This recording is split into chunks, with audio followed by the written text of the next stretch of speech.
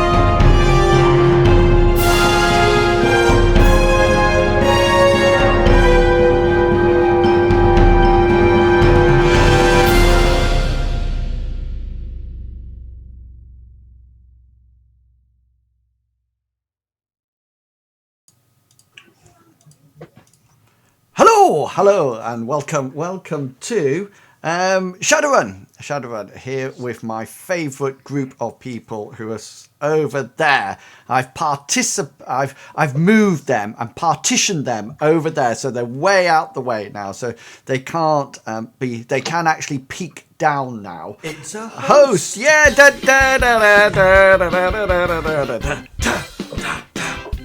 You've been saving that, Longshanks. I know you've been saving it. Right, I'm just seeing what it looks like full screen. Yeah, so everybody's looking good. Chugga, you're a bit stretched. You're a bit stretched on the screen. I don't mind that. What's it say underneath me? Chugga, Brandon James. Yeah. And then it says Big B, Billy Bob. And then it says Longshanks, SEPG. Kenji, and that's everybody. And you've got your little token next to you. Can you see? Oh yeah, you're getting so pro at this. I tell you, I'm a pro streamer now. Right, let's get the celebrity. Let's try to get the celebrity squares bit out the way, shall we? Let's try to get that's like out the way, so we're all sort of like finished poking each other in the head, or you know. And then we're all done and dusted. Okay then. So, oh dear, Chugga on the beer. Oh no, is it Coca-Cola? Coca-Cola. Because someone we love. Oh, there's a little bit of heaven in our home. That's lovely. Holy crap! I could see that on Zoom, but you can't see it on the stream. Don't worry. All you can see is he. And that's about it. Anyway, welcome to episode 2 of our first ever go, or second ever go, at a Shadowrun campaign. I have with me 3 fearless runners who are trying to find their way through the campaign as quickly as they can and survive every adventure to get to the ultimate goal of getting more money and being prime runners. So if you're not aware, my name's Inwills, Waffling Wilson, and I am the GM, the game master for this adventure. And we've recently purchased. It looks a bit weird. I've just realised that I've still got my dice roll open. There we go. I recently purchased Zoom so we can have a bit of quality because I was getting a little bit tired of roll 20 and its inability to do anything. So before we go any further, we're going to introduce the rest of the team. We'll see who's here and what they are, etc. And we're going to start over there at the bottom. With Chugawugga. Go for it, Chugs. Hello, yes, I am here. My character is known on the streets as BJ. And before you jump to any conclusions, BJ is short for Brandon James. Brandon James isn't his real name. It's just one of the aliases used over the many years of him being a runner. Each alias has the initial B and J. BJ, your volume's a little bit low. Shall I turn it up a bit? Yeah, I'm just listening back on stream as we go. I'll turn it up after my intro then.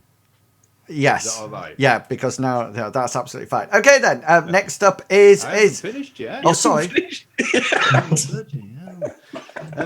BJ is a skilled grifter and operates as the team's face. Now, for those who don't know what a face does, he's the guy who negotiates how much the runners will get paid. He's the guy who sweet talks the Mark's wife into revealing the passcode to the safe. Or the guy who pretends to be the security guard superior officer in order to gain entry into the top secret facility. His skills include negotiation, acting, conning, and disguise. He's got some firearm knowledge, but usually works on the principle that if you fire enough bullets at a target, eventually you're going to hit it. So that's my character, BJ.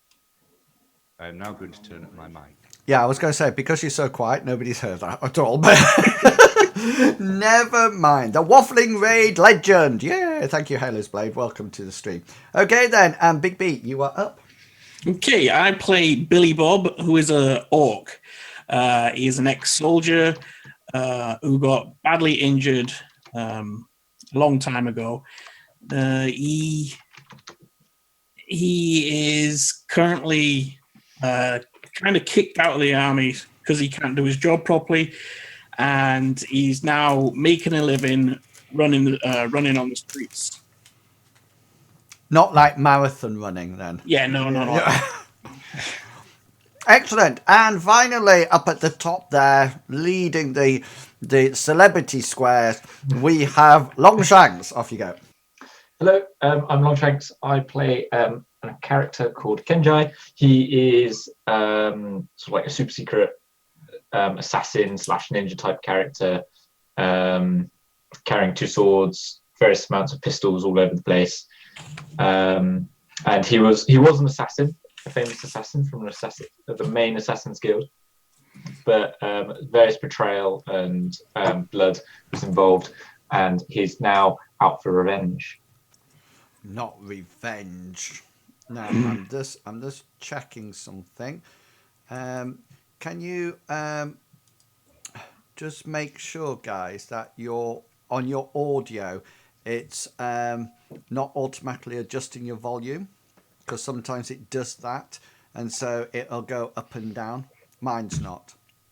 And the other thing I've done is that I've turned. Oh, hang on. Let me turn you guys up. Let's see. We might have to booster you a bit to get the sound quality right, but we'll see how it goes. Right.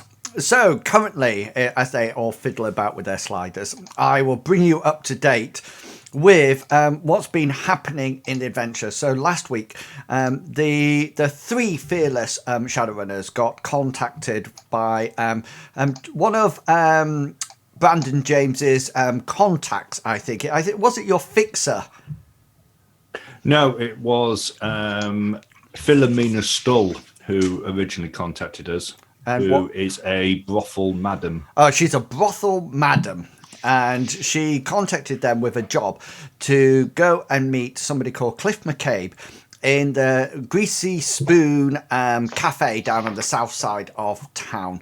Now, as they headed off, before they went out and did some legwork, as true Shadowrunners should have done, and they got some various information relating to the local gang. The mayor, who is rumoured to actually be taking over this south side area eventually to make it into high-rise apartments and business complex.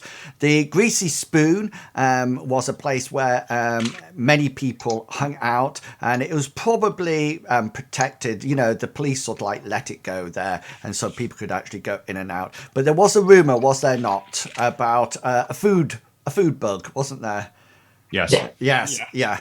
Anyway, they eventually met Cliffe MaCabe, who actually wants them to basically accompany his son Tarquin on some rent collecting escapades, and they are to accompany him, and their money, their payment will only be received if they bring back the money, bring back Tarquin safe and sound.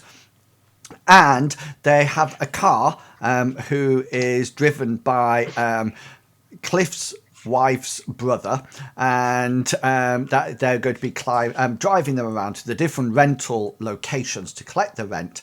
And it will be there that it's on the understanding that the car comes back in one piece. So everybody's been warned about this. And just as that happened, some gang members who were a little bit distraught at Alfred, the cook of the leading Greasy Spoon, had infected them with food poisoning, and a battle broke out, including a lot of stunning and some killing. And it was at the end of that battle, I do believe, that we actually left you all. Is that correct? Yeah. Yeah. So you can see here from the picture. Let me just bring up the big picture so I can see it. You can see here this big guy here is Alfred. You can see Cabe and Tarquin over here, BJ, Billy Bob, and Kenji. And this guy here, they got a red cross on it. That means they're dead. And if they don't have if this guy down here with the net on, that was the one that was stunned, if I remember correctly, by Longshanks, wasn't it? By Kenji. Is that correct? Yeah. That was very much so. By your taser, I think it was. Yeah. Taser.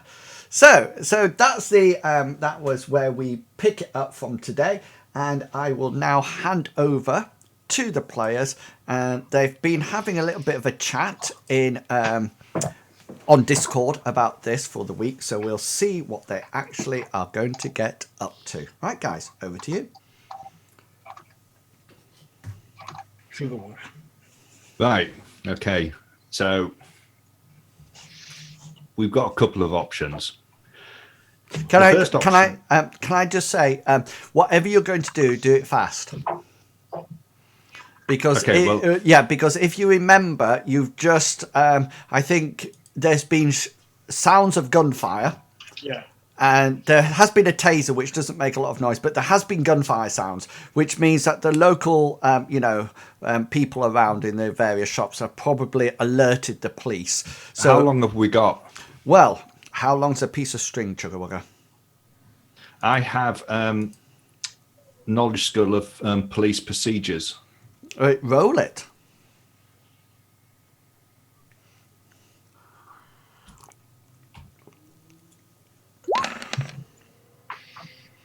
Zero successes.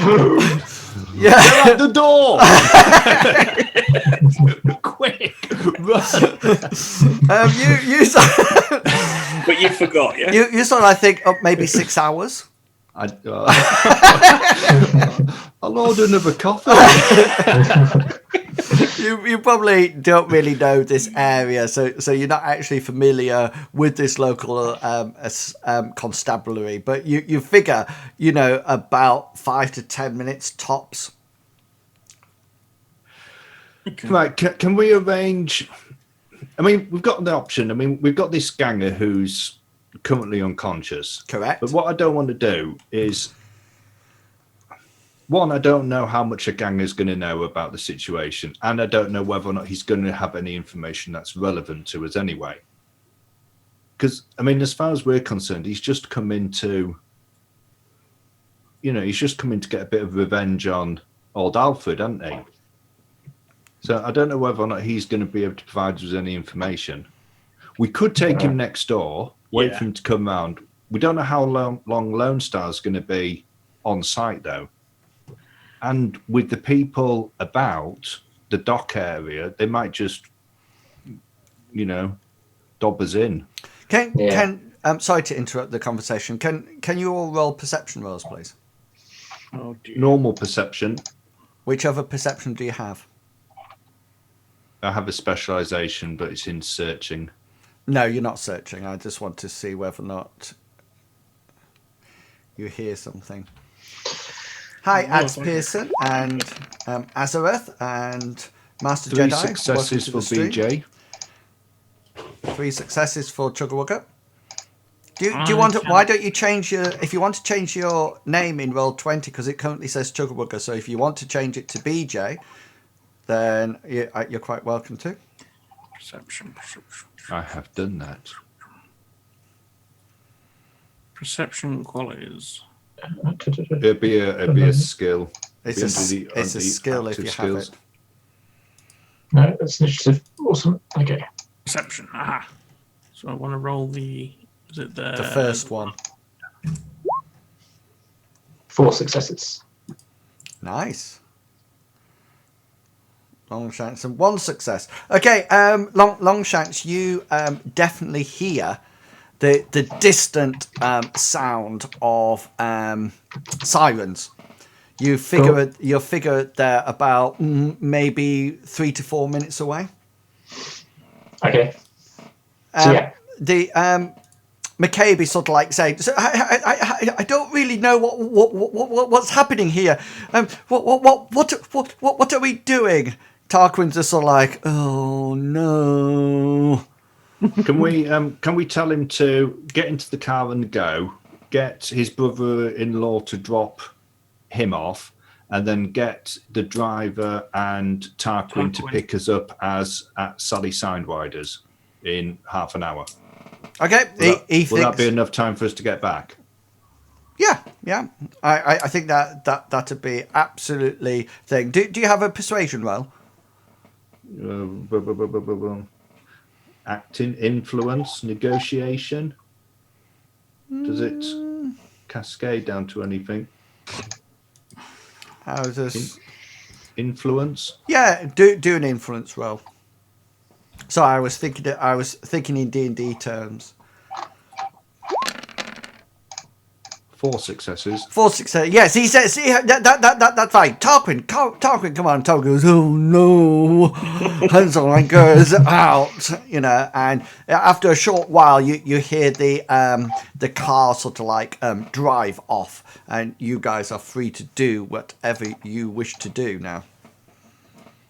I get Sally Sidewinders. Yeah, we're going to head back to Sally Sidewinders. Okay. To wait a car. Yeah. Nobody has expending bullets, do they? Everybody's. I presume your cases are littered all over this place from your. Oh yeah. Yours would be fine, Longshank, because you're a taser, aren't you? Mm-hmm. I presume the rest of you are you semi-automatic and semi-automatic? Semi-automatic, yeah. Yeah. Okay, then So no worries. There'll only be me who's. What's big? He's Ruger Super Warhawk, so it's a revolver. All right. Okay. Cool. So there's only be you who will be able to maybe traced eventually. Yeah. So excellent. So you head off to leaving the unconscious gang member to sort of like unconscious, and the other three sort of like bleeding on the floor, and Alfred saying, "You left a bloody mess. You left a bloody mess." As you sort of like leave and head back to Sally Sidewinders, which is, I do believe, is the Western Club, isn't it? Yes. Yeah. Yes. So it's a guys, for who are new to the stream, it's a sort of like a tavern. It's sort of like a pub, but it's clad out in almost like in the Wild West. So there's actually a robotic mannequin in the corner, so like playing the piano like this. It's actually a spool, and every now and again the thing looks around like this. And Sally Sidewinder actually is dressed in a good old Wild West outfit, i.e. waist about this thin and bust about this thin, and hair tied back, and she's wearing boots and bloomers and carries a revolver round her waist. So you're there. Let me know what you would like to do. So we've got about half an hour before the car picks us up. We got to collect the rent from 3 people. Well, we don't actually have to collect it. Tarquin has to collect it, doesn't he? Yeah, we just the muscle. I think as long as he collects it, we've done our job, and he hasn't got to die. So my plan. And the rest of you will go along with it. Well, no. I mean, Maybe. we're always open to suggestions on this. My plan would be for Billy Bob, you're the meat shield. Okay, you stick with Tarquin. If there's any shields of meat around, any shooter, you have to be in between the shooter and Tarquin. Because if he gets injured, we don't get paid. Simple as that. So that's one of the criteria that we're going to have to keep with. Or you could leave him And in the car. You can take a I was going to hit. say, yeah, we could actually leave him in the car, but... Well, yeah, but my plan was, okay, so he's going to know the locations of these places where we got to go. We find out who we're collecting the money off, how much we're collecting, the apartment number, and then me and Kenji go up there, have a quick chat with them, tell them exactly what's going to happen, tell them what's going to happen to them if they don't go along with what we've told them. Once we know the coast is clear, we buzz you on the comms, you bring up Tarquin does his stuff, we go. Roger. Sounds good. So what's Billy Bob doing in all this? Standard looking intimidating. Yeah. To begin with, Billy Bob's going to be in the car with Tarquin and the father-in-law, Okay. the brother-in-law. Yeah. Me and Kenji's going to go up, knock on the door. The people are going to answer. We're going to say to them, somebody's going to come on to collect rent money. Make sure it goes okay, otherwise there's going to be trouble. We're then going to buzz Billy Bob.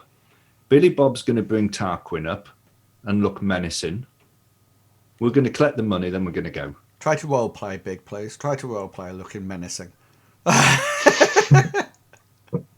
Okay, yeah. But that's just one idea. If anybody else has got anything to put on the table, don't forget to go to the toilet and reload your guns. Oh, yeah, I need to Yeah. reload, yeah. Reloading taser. Clip in. So I've gone and reloaded my gun. So I'm back up to 6 rounds. If you wanted, Billy Bob, we might even be able to smuggle your AK out and stick it in the boot of the vehicle. Whoa! That'd be good. But the only thing is, if something happens to the vehicle or this other guy decides to drive off, you've lost your gun. Where are you leaving it in any case, just out of interest? Now you brought up the AK. You can leave it at my apartment. I've got like a nurse. You got a nurse? A one-room bed sit above a nightclub brothel that you can leave in. Oh, cool. That's nice. There'll be rent, of course. So it's up to you about your AK. You can bring it. I don't know whether or not we're going to need it. It's not going to be that type of run, to be honest with you. And that's the other thing. I think unless it's something heavy, I think we should try to handle it without shooting people. Yeah. And if we do, I've got my taser. Yeah. Taser's fine, but maybe just punch them. Yeah, I've got. Even though you kill people when you punch them, can you decide not to kill people, or is it automatic? I have no idea. What is it? If I punch them, do I automatically kill them, or can I choose to just hurt them? Well, because he's got aluminum bone lacing, he does physical damage rather than. No. Can I punch him not as hard as what I would normally if I wanted to really kill him? No. Or trip him up or something. He's going to have to. He would have to actually do physical damage to them. Okay, but just don't do enough physical damage to kill him. But just remember, he could actually just sort of like try to subdue them. And then if you subdue, then everything comes off the stun in any case. But anybody can do that. So you can't do it with a gun, but you could hit somebody on the back of the neck with your rifle butt in an attempt to subdue them, so to speak. What else? What other weapons have you got, Kenji? Have you got a sword? 2 swords. 2 swords. 2. So you look pretty menacing as well. Pistols. Then. Yeah, well, they're shorter swords. They're not like full length swords. They're like. But they can see that you've got swords. They're under my trench coat, but yeah. Right. Okay. But I might have like a little bit of a handle sticking out here. Right. It's a bit weird. But you could maybe have them coming up a bit, just so that somebody can see them when we go up, so that we've got a bit more. A bit more something about us. Right, I reckon that plan will work unless anybody's got anything else that they want to add. Kenji's walking around with them out, but they're actually disguised as umbrellas. So it just looks like he's got 2 umbrellas, and he doubles up as a reindeer, at Christmas time. Put a bit of tinsel around them. A bit for reindeer, not reindeer, and then that's it. Excellent. Can I just, while you're in a listening mood, can I please remind you that I actually got movement incorrect last week? And the first thing that was a major mistake was that Shadowrun doesn't work in feet; it works in meters. So when you can walk 20 meters, the actual game was set up incorrectly. It should be now that if you use your arrow, your range finder on it should now say meters rather than feet. Okay. So the other thing is you can move. So if you've got a movement of 20 within all combat passes, all initiative passes, you can move a total of 20 meters. Okay, so you can move 5 on the first one, do some shooting, do a little bit more, so forth and so on. If you go beyond 20 meters, if that's your movement, you start to jog, and you then start to have a negative dice pool on everything. Okay, and then you can actually sprint a lot faster. So elves, humans, and orcs, you can actually sprint a lot faster than the dwarf, so to speak. I don't think we have any dwarves, don't we? No. So just keep an eye on your movement. Try to keep it. Your movement's probably, is it like 20-40? It did say. It should say up at the top. It'll say just My underneath. movement's 6'12". Yeah, so it says underneath lift and carry. Underneath lift and carry, it says movement. Billy It's Bob. in the attributes. Yeah, so yours is 10 meters walking, 20 meters running. Right. Okay. Okay. What's yours, KG? Sorry, KG. Kenji. It's the same. Same. Excellent. So 10 walking, 20 running. cool. So, and just to let you know, if you go over your sort of like walking, you automatically start having the negative to run. And I'm just trying to find where it is. And then I will tell you when I find it. I've got it somewhere. I'll locate it in a minute. Okay, is there anything else that you would... much better than the pound shops. Yeah, I had a pound shop special once. Yeah. I had a pound shop special until somebody told me to change it. And now you can see me in full HD quality. And people are still telling me to change it. Right, I'll find this running thing. I did have it beforehand, but I've lost it. But I'll find it again, don't worry. Okay then, anything else that you would like to know before you set off, or before you get picked up, or anything you would like to do? I don't think so. Have you decided about your AK? Yeah, I'm just going to leave it. You're going to leave it, right? Okay, so you're not taking it yet? No, I'm not taking it. No, it's Okay. staying behind. So I presume that you've all adjusted your ammunition.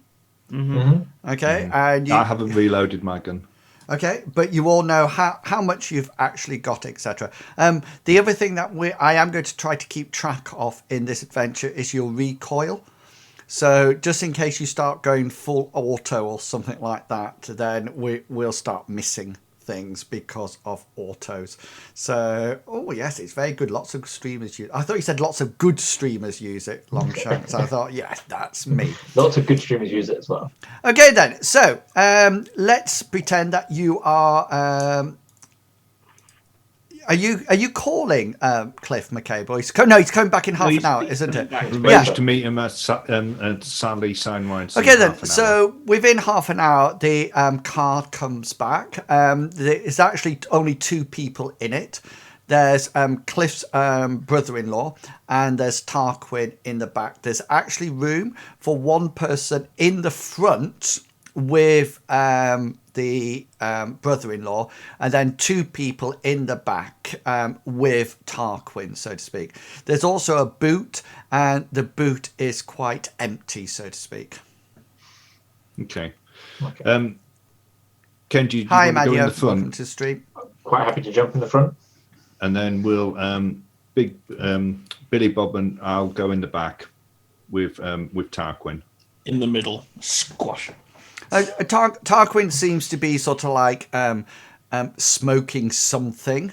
You're not too sure what it actually is, but he's definitely smoking something. And the back of the car is quite how can I say foggy. You know, maybe open a window. so to speak. Not too much though, not so that somebody can shoot in them. And Chugawugga Imadia says, "Nice haircut." Thank you very much. I'm actually going to cut it tomorrow morning. Yeah, we can just see a bit too much there. I know. Cool. So the guy, the brother-in-law, who's called a very creative name, because you know how creative I am with these things, who actually called Mike. Yeah. Says sort of like, "Are you in the front, Kenji?" Yeah. I am. Yeah. He sort of like turns to Kenji and says, "Where to, mate?" I'll take it. We all can hear that. Yes, yeah, everybody can hear it. I'm going to start chatting to Tarquin. I'm going to try to be a bit pally with him. You know, this should be fun. and just I've never seen Chugawugga pally. just to see whether or not I can find out. One, I'll ask him where the first job is. Where's the first rent collection that we're doing? Oh, he says, man,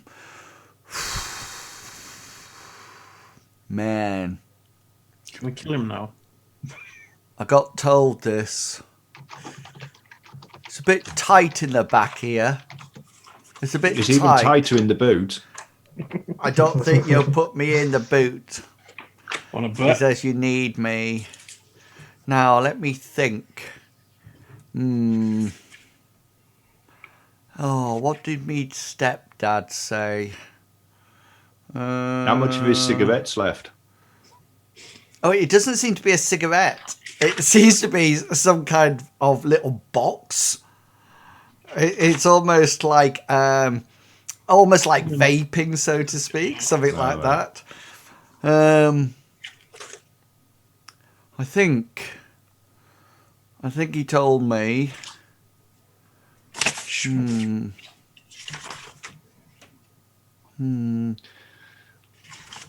Maybe think a bit quicker, otherwise, Billy Bob here will take that vapor that you have and throw it out the window. Or you'll be blowing smoke signals from He goes, somewhere else. Man, you can't do that. You're meant to protect me, man. 15 seconds. Man. Oh, it's on me phone somewhere. 10 seconds. It's on me phone. Let me get me phone out. He sort of like starts fumbling around in his pocket, so to speak. And he sort of like takes it out, and he sort of like thrusts the it's like a mobile PDA, thrusts it forward to Mike, and Mike sort of like reads it and says, "Right, okay." Can I have a look at it? He puts it back in his pocket. Right. Is he armed? Sorry, Has he got any weapons? Yeah, Has he got any visible? Yeah, make some perception rolls. Kenji, you don't make one because you're in the front. You can see whether or not Mike's armed though, if you wish. I will do. Yeah. Perception.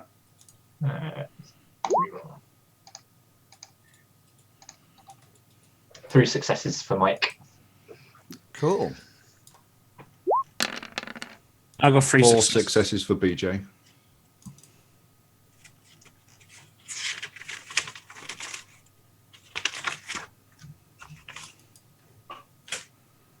Okay, Mike seems to have a light pistol holstered underneath his left arm, so to speak. Okay. He's actually driving this car on the left-hand side, by the way. So you're actually on the right hand, so it's almost round the opposite way to what you would expect it to be. And sorry, Big got 1 success. You notice that he's got a bulge in his pants. Big, I got 1. I got 3. God. 3. it says 1. it was just 1 success here. Yeah, and it could be his PDA, or he just might be pleased to see you. It's one or the other. And 4 successes. This is interesting. Because you don't think he's armed at all. But you do notice something. You do actually notice something, and it's something that you notice sort of like on his chest. Imagine that my shirt buttons are slightly undone, and you can see it on his actual chest, so to speak. I'm just going to. Is it cyberware? No, it's. Is it a tat? Yeah, and it. I'm just about to. You're going to draw it? Yeah, I'm going to draw it. I'm actually going to draw it for you, and you're going to be so impressed by this. You're just going to go OMG. You're going to be so wow. How did you draw that? In that time. In that time, yeah. Hang on, I'm just putting the finish. Don't look at the stream, because if you're watching the stream, you can actually see it. Looking at the stream. I've got the cams over your stream. I can just see your chat. Okay, so you can see this if you look on Roll20. You should be able to see it now. A Firebird. Yeah. So is he part of the new gang then? Are you asking him? No, I'm just thinking out loud. Okay then. You just so you know, you can probably only see sort of like just past the bottom of the head, if that makes sense. Bless you. What patches were they wearing on the gang that came into the cafe? Thank you, Madio. I'll just speed draw that. Say again, sorry, Big. I was saying, what patch were they wearing on the gang that came into the? What patch? Yeah, You have to stop using your army or your army. What gang logos were the yobbos? In the cafe. Or you know, if you remember, they just had sort of like leather jackets on that with nothing on underneath, and then just like normal jeans and boots, so to speak. But chances are, if Tarquin is a Firebird, which it sounds like he is, which is the new gang that's hanging around on the docks, and they were going to go after Tarquin, weren't they? Yeah. Chances are they're going to be a different gang from the Firebirds. Yeah. Because it looks like Tarquin's a Firebird. Yeah. So perhaps the other guys were one of the oldest, like just street gangs that we were talking about last week. Sorry to interrupt, guys. If you are actually running, you take -2 to your dice pool. Right. -2 to dice pool. I'll write that down. And just something for you, Kenji, that you might be interested in, and Billy Bob. Characters. Hang on, let me just turn around so I'm facing my mic. Characters charging into melee combat gain +4 dice pool modifier, making a net bonus of +2 when combined with the general penalty when running into melee combat. So you'll actually get +2 for charging into combat. Characters making a ranged attack against a running opponent suffer a -2. Cool. Noted. Before we get to this first location, do you want him to set off? Oh yeah. Definitely. Okay, right, yeah. So he sort of like goes. How long is it going to take, Mike? He says about 20 minutes. Okay. The car sort of like goes off. It looks quite smart on the outside of the car, but really and truly inside, you can hear the engine sort of like going as it sort of like chugs along, and it's not a high sort of like class car at all. It probably looks it on the outside, but it's probably about second or third hand. Tarquin turns to you, Billy Bob, and says, "So do you do much fighting then?" I just ignore him. When Tarquin's engaged with Billy Bob, I'm going to take out my bug scanner and scan for insects. Scan for spiders. For bugs. It's a spider. Excellent, go for it. What do I need to do? Well, I presume. Oh, did you not write this down? No, I was leaving that to the GM. Do you have an electronics thing or anything? Yeah, I have an electronics. I don't have an electronic skill. I have a hardware skill, but it has a rating of 4. Oh yes. So we will need to roll. I just need to find it. What is it in? It's in equipment. Bug scanner.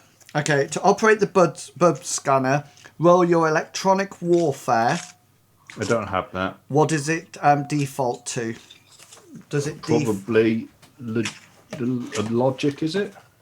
Hang on, let me have a look.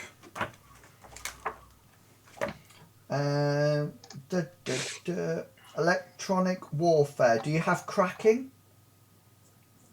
No. As a skill group? No. Okay, then therefore it defaults to charisma. No, to logic. Right. So what am I doing? Logic and the rating, or just logic? Logic. No, the rating is the limitation. So if you got, what have you got? A rating 4? Yeah. So you need to roll your logic plus your logic. But because you're not specialized, double logic. Yeah, but hang on, because you're not specialized in it, it's actually defaulting. You'll have a -2 dice penalty. So logic plus logic -2. Yeah, and the maximum you can get is your rating. Right. And I'm only rolling 4 dice anyway, so Yeah, go for it. if they all come up 6s. Ooh, 2 successes. Excellent. Are you just scanning the car, or? Well, scanning the car and seeing that Tarquin's currently chatting away to Billy Bob.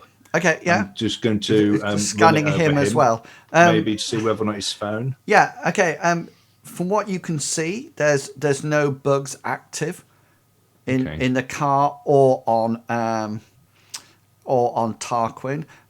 Big B has a slight mite on his left shoulder, but apart from that, hi Equa, welcome to the stream. Hi Halo's Blade. I thought you would be playing Shadowrun, not Shadowrun, Star Wars. Yeah. Right. Okay. I'm going to try to talk again to Tarquin, find out. Okay, hang on, let me get in the mood. Okay. It's really weird because that's how you look in real life when I talk to you.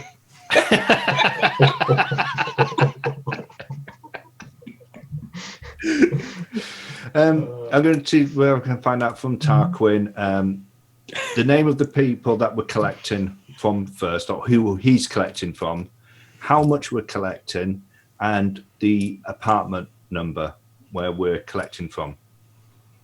Okay. He must have all this information. He goes, oh, and he pulls out the phone again. Can I manage to get a look at this phone? Yeah, you could see the screen. It seems to have some kind of touch locking mechanism that actually will unlock it for him, so to speak. So, but you can see, and you can see up a little piece of paper comes up, and it's sort of like it gives the address. It says 27 Brookside, and then it says, what was the other thing that you wanted? How much? The apartment, how much, and the name of the people that we're collecting from. It says Ralph, and it says 10,000 credits. That's a hell of a lot. That's a hell of a lot for this type of. We're only getting. I don't know about you guys, but my rent is 1,000, and that's for a month. So they're either maybe he's 10 months in arrears. Yeah, but. He shouldn't be 10 months in arrears. They wouldn't allow it to get 10 months. Yeah. We're not collecting rent. They did say it was late fees, late rent. Yeah, but not 10 months. He'd be out on his ear at 4, 5. Okay. Were the other locations on this as well? No. It just seems to be. And you do notice, just make a perception roll. I've also got, I don't know whether or not it helps, but I've got a photographic memory. Yeah, so make it, and if you see it, you'll remember it forever. Excellent. So in episode 47, you can say I will remember what I've seen in the PDA. Or not. Two successes. If you got sort of like a photographic memory, does that mean eventually your head just explodes with all that with all those pictures in I've got a photographic memory, but I can only remember 3 things at once. All right. Okay then. So what was the information you wanted? Sorry, I keep forgetting. Whether or not it was only that apartment. Oh no, yes, only one job. Down but you at the bottom. You were going to tell me something else. Yes, I just remember. Does it say 1 of 3? No, well, almost. It does say 1 of 3 in the sort of like right-hand corner, but down at the bottom there seems to be sort of like an input field. Right. So it looks like something needs to be inputted. Well, so like if we get the money, he's going to put it in there, collected or something. Yeah, it could be like that, or it could be type it in and then that will take you on to number 2. So he might not actually know where you're going next. Does that make sense? It might just be sort of like it in the PDA, and then he types in a code, or it could be the amount, or it could Can be... I ask whether or not he's ever met Ralph? Oh, Ralph. I meet so many people. Did your stepdad tell you how to collect the money, i.e., certified cred stick? Are you, He said just or anything? He just said get the cash. Right. Well, he says you'll get the cash, and just keep me head down. Right. Okay, but you have to actually collect the cash. Mike says 5 minutes. Excellent. Well done, Mike. He just puts it into 4th without the clutch. Right. So Tarquin says, drives like his bloody wife, if you ask me. How did those gangers know you? Gangers? Yeah. In the greasy spoon? I didn't know that. They seem to know you. Called you Tarkus. Well, fame. When you're famous like me, mister, your name gets around. People come round and say, that is Tarquin, the fantastic.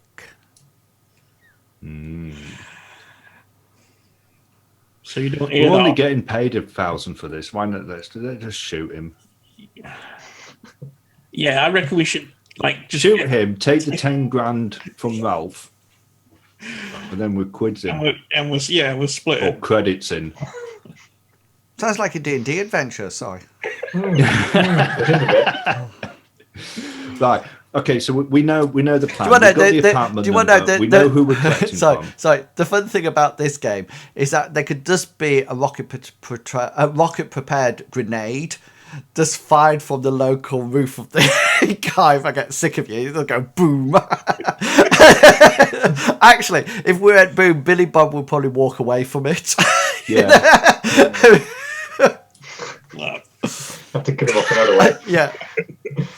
Okay, so we know who we're collecting from to begin with. We know how much. We know which apartment it is. And we know his name.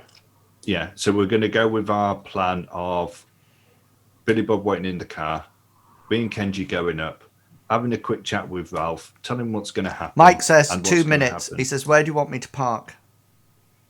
As close as you can. What choices do we have? Out the back. He says, I can't get down the alley.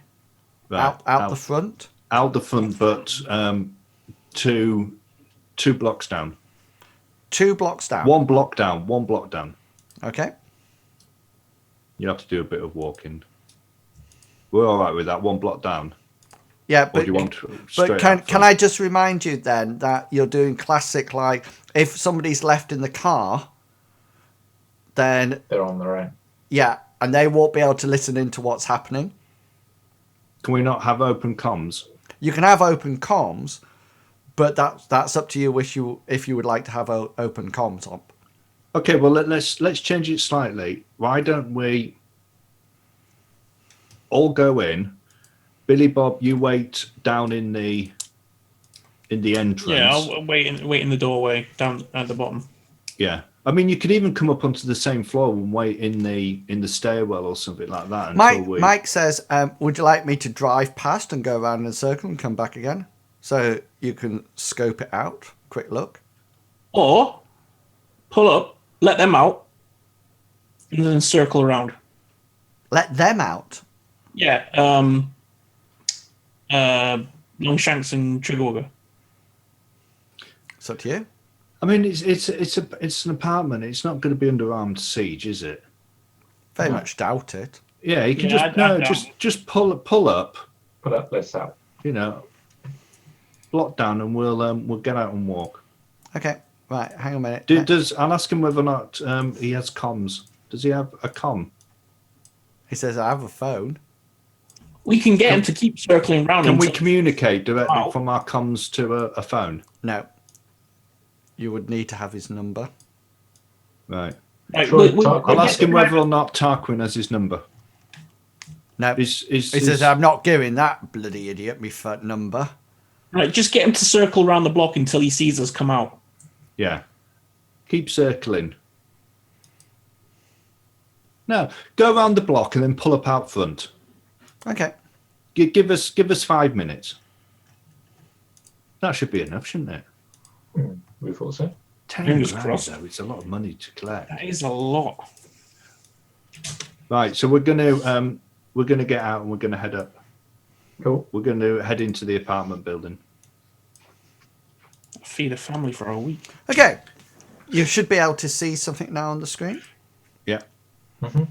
Okay, so you're actually on the in the car at the moment. The gap between you and this is sort of like the pavement, so to speak. So he's sort of like on the road at the present moment in time.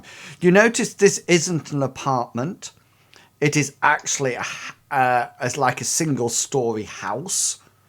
So, and it's almost like either side of the actual house. So the house is like this in the middle, then either side it's huge apartment blocks. And it almost like looks as if this has been here for ages and everything's sort of like been built up around it, so to speak. You do notice that down here, if you can see that's an alleyway that goes down to the back. And over the other side here, there is an alleyway as well. So it's not sort of like completely, butted up against it. They have sort of left a general walkway. The building from the outside looks completely and utterly almost like derelict. It looks absolutely, it's got graffiti all over it. It's got sort of like trash outside it. It doesn't even look like anybody could live there, let alone does live there. One thing you do notice, however, is that the on either side here, you see this here, that's a window. And it looks, it's boarded up from the inside. Okay, so you can definitely see that it's sort of like boarded up from the inside. You know, is that a door then? Yeah, I'll come to that in a second. Oh, right. So, Sorry. because you can see that there's sort of like the indentation to where the window would be. Does that make sense? So there's actually, if you imagine the wall, the window goes in a bit, so you could actually sit on that. But then it's all boarded up. You can't even see any glass in it.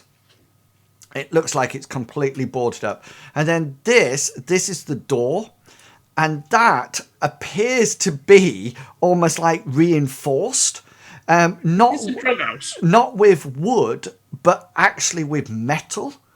And you can see down the side, it looks like the door jomb's been splintered and sort of like knocked a whole load, and you can see that there's various points of derelict, sort of like dints in the sort of like the general area, so to speak. Just out of interest, guys, you do have a chat function in Zoom. Oh, do we? Yeah. Oh, yeah. So we do. Oh, yeah. Oh, I can't see your chat then. And I can actually chat to you privately via that.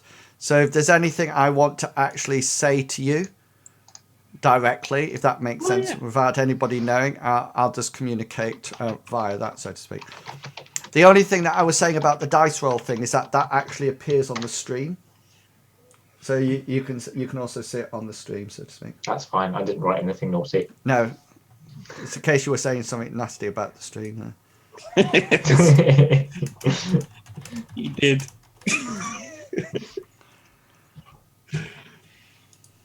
So yeah, so can we tell if this is some sort of like drug house or something?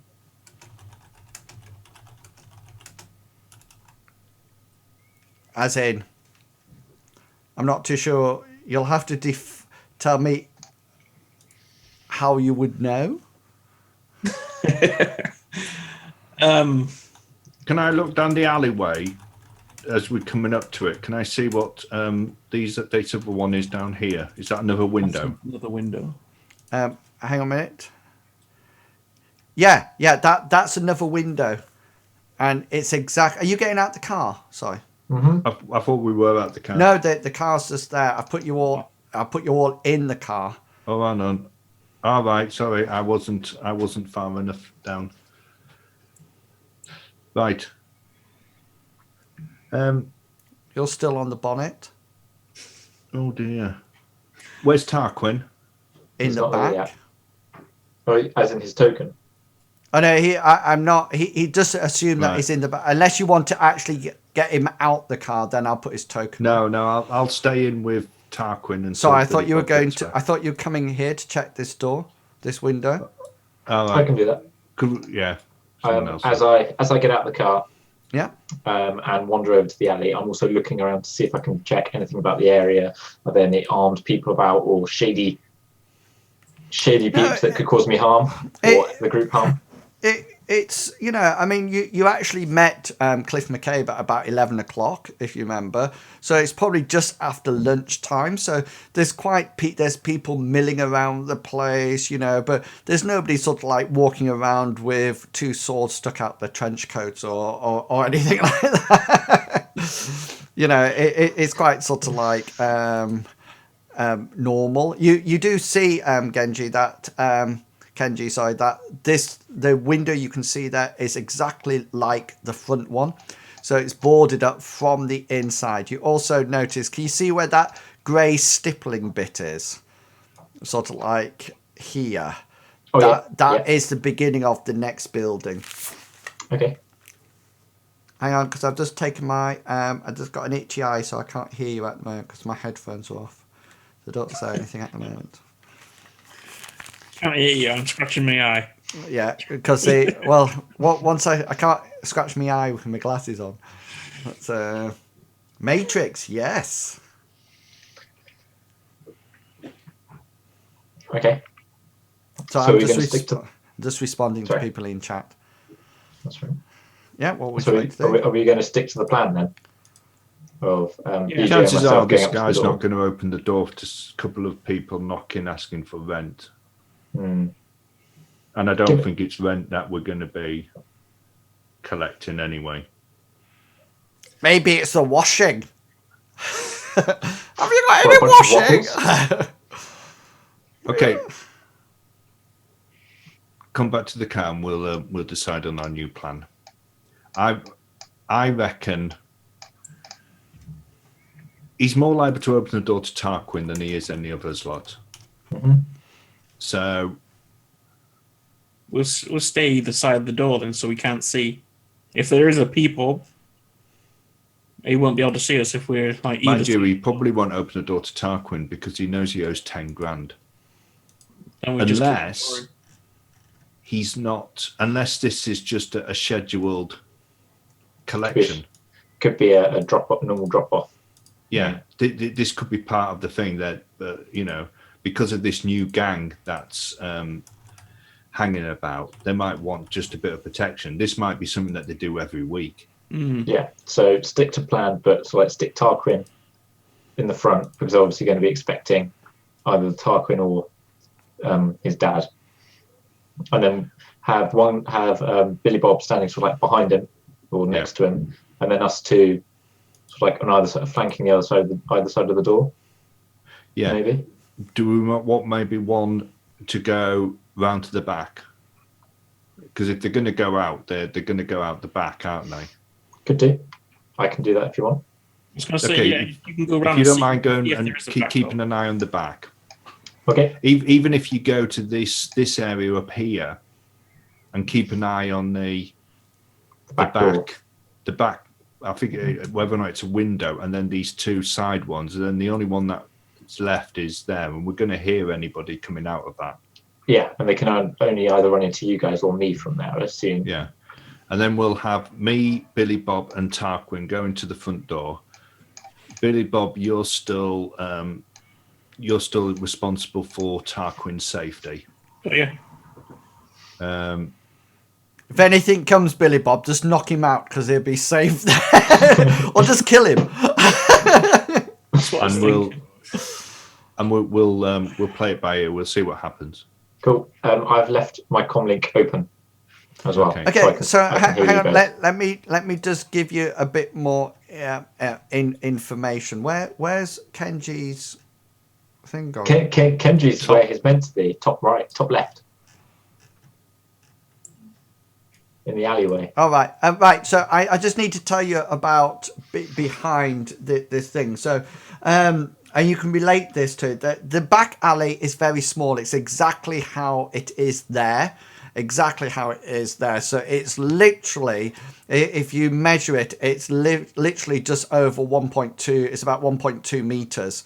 Okay, it's actually littered from the length of the whole lot. It's littered with dustbins, black bags all over the place. It looks like it's a general sort of like dumping area. And this is not something that probably gets collected every week. This is just something that sort of like is just there festering.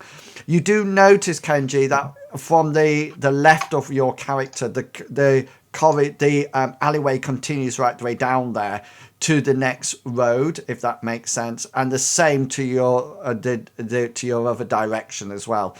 And although you notice that there is no sort of like way out apart from these two alleyways that you've just come up, if that makes sense. Mm-hmm. So the only way out of the alleyway is either down these two little ones or running right the way to the end. You also figure that if you do go running down there, you're probably going through difficult terrain. Okay. You would have you could probably go over the walls, but you know, if you were dragging anybody, chasing anyone, for example. Yeah, or somebody who wasn't so adept as you. Non-adept. Oh, you also noticed that. Can you see as you went round, Kenji? There's two more windows down the side. Yeah. And they were boarded up, and the one at the back is also boarded completely up. Okay. And yes, for those of you who think it is familiar, it is Auntie Betty's house. I thought it was Auntie Betty's house. I recognise the rods. I'm missing the dead body in the middle. Yeah, but the blood's still there. But Billy Bob, I'm aiming to put it there pretty soon. Okay, so Imadio likes your little tokens by your webcam. Yeah, it is a nice touch. Thank you. Yeah, I aim to please. So the three of us are in the car. Well, four of us, but excluding Mike. Mike's not coming. Mike, we'll tell Mike to keep the engine running. We won't be long. He says, use up gas, mate. It's all right. We're not paying for it. Exactly. So me, Tarquin, and Billy Bob. You with us, Billy Bob? We're gonna head over to the door.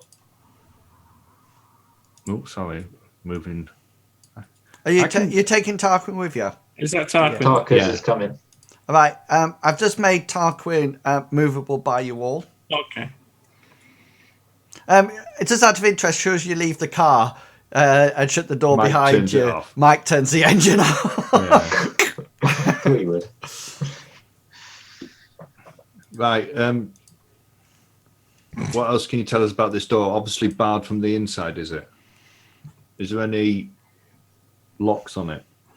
No, there's literally there seems to be some kind of on the right. If you imagine the door jamb going in, you know, it's all boarded up, and down to your left there seems to be some kind of ancient keypad that has long since been bashed and pulled off, and there's wires hanging out all over the place.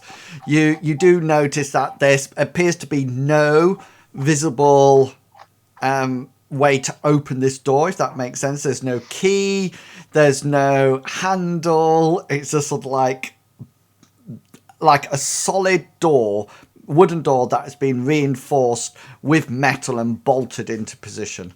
Oh, it's a drug house. I'll ask Tarquin whether or not he's ever collected rent from here before.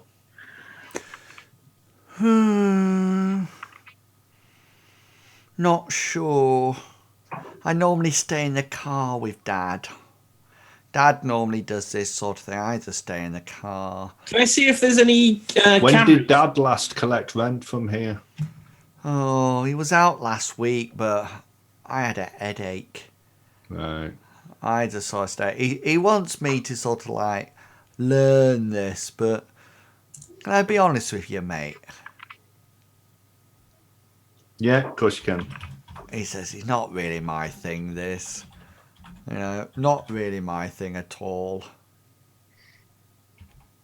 Right, okay.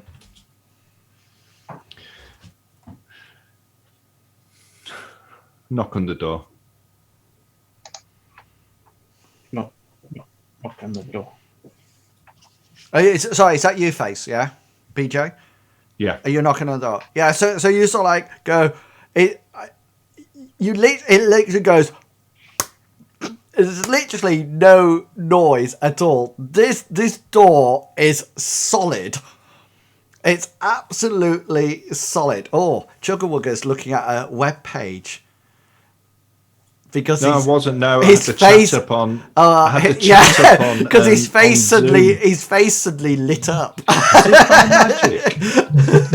Which means he's looking at something white on the screen. No, I had the chat up on it on Zoom. Yeah. So you even if you put your fist on it like that and go, it's literally just it's solid. You don't even hear an echo. And Kenji, you don't even hear the knocking at the back. You don't hear it at all. Do you want to knock, Billy Bob? Yeah. So I knock pretty hard. Yeah. You almost like go you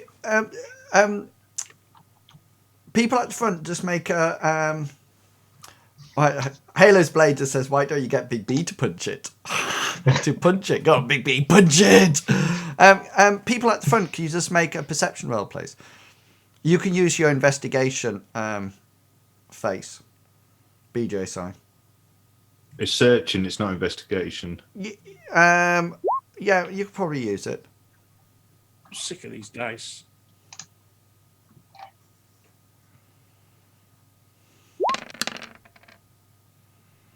Two successes. Both of you suddenly are puzzled for a while. And then you both sort of like look at each other because you don't think there's any hinges on this door. Is it? Door's wall. Yeah, it's almost as if there's just a huge thing blocking like an entranceway. And now that you sort of like come to see it, BJ, you can notice that the door jamb is actually splintered all down one side. And so in the past, it's probably been blown or pushed in or knocked out the way. And this is sort of like, it could be a wall. It could be something very thick. It could even be a block of concrete, you're not too sure, is actually boarded up. You can see wood behind it though, and this metal is definitely bolted into it, so to speak. And knock on the window. Yeah, by all means. Can I ask Tarquin whether or not his stepdad normally goes to the front of the building? And he says, I normally stay in the car. Yeah, but you're an observant guy. Surely you noticed where he went. Oh, mate, do you think I could be a runner like you, mate? Certainly, yeah. Oh, mate, that would be... Can I come out with you?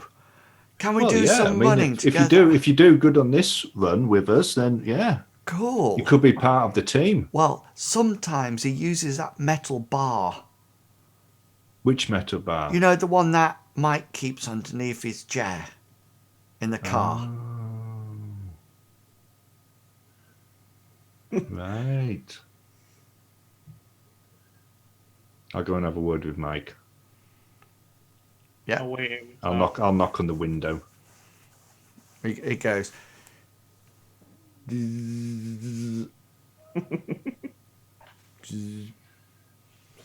ask him whether or not he's. I'll ask him for the metal bar underneath the chair. Yeah. His chair. So he said, yeah, of course. Whoa, here we go. And it's sort of What like is it? it's like a crowbar. Oh. Right. I'll take that and I'll give it to Billy Bob. It's a finesse weapon. Oh, dexterity bonus. Can I ask him, what does his dad normally do? Does he knock on the door with it or open the door with it? Underneath? He turns to you, Chuggerwugger, and he sort of like says, I normally stay in the car. No. I know, but runners can't stay in the car. I know, that's why I'm out with you now. This is your initiation. This is your test to see whether or not you can be part of us. If it gets any colder, I'm going back in the car, though. He sort of like buttons up his shirt and sort of like tightens his coat around him. How big is this bar? Is it a crowbar? Oh yeah, it's just a normal everyday crowbar. Right, okay. I'm going to try and wedge it in the gap where it's been splintered and stuff. Okay, so are you forcing open a door or window? The door. Okay then. And Kenji, what are you doing? I'm still sort of like on stag in the back alley, watching for anybody running out the back. I've never heard that phrase before. On stag. No, I haven't. It's military. It's on watch. Yeah, On watch. I'm watching for any suspicious folks legging it out the back of this building. Right, I'm going to cap him in the back. I don't think that's a military term. No. I was talking to the students today, and they said, I said, if you want to do this when you get home, get a cup of cocoa and do this. And they said, we don't do it. We drink prosecco. Is it? Wine. Yeah. It's posh wine. Posh wine. And I kept saying girls like drinking. Yeah, prosecco. And they said, no, it's not prosecco. Is it Persecco or something like that? Anyway, they all laughed at me. So I didn't do very well. So anyway. I thought it was a drug, so just hallucinogenic drug. Yeah, exactly what Sprocketator just said. It's a posh chav wine. It's a posh chav wine. So you're keeping guard at the back, Kenji, and Big B, you're going to try to force open the door. Mm-hmm. Okay, then. So this is what's known as an opposed check. So I have a threshold and a strength of the door. So you will roll your strength check. Okay, there's a threshold to get the number. So say, for example, the threshold is 4. You need to get 4 or more successes to open it. You do have a limitation on your physical.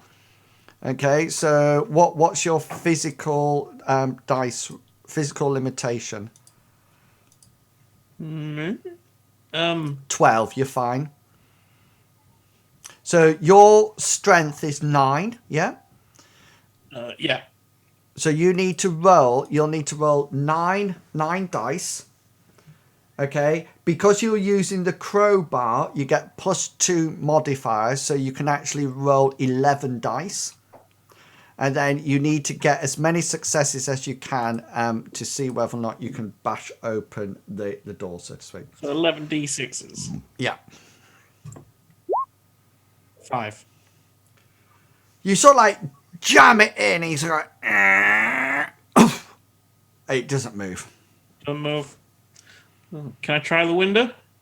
Yeah, which window would you like to try? Because there's actually several windows now. So yeah, this one, either. Okay then. So go for it.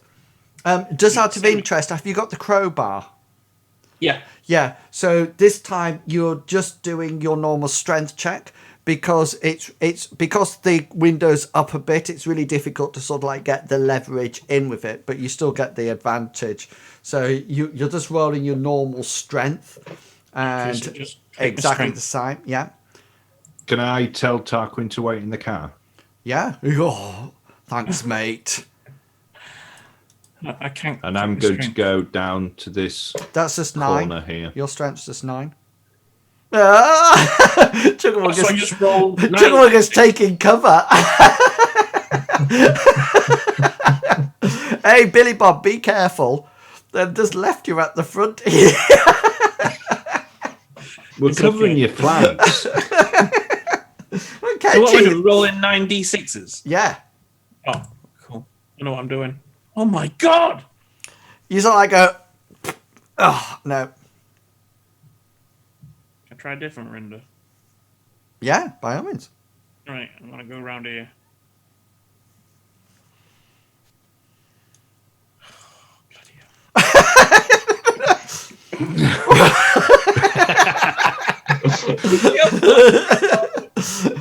Whereabouts have you gone?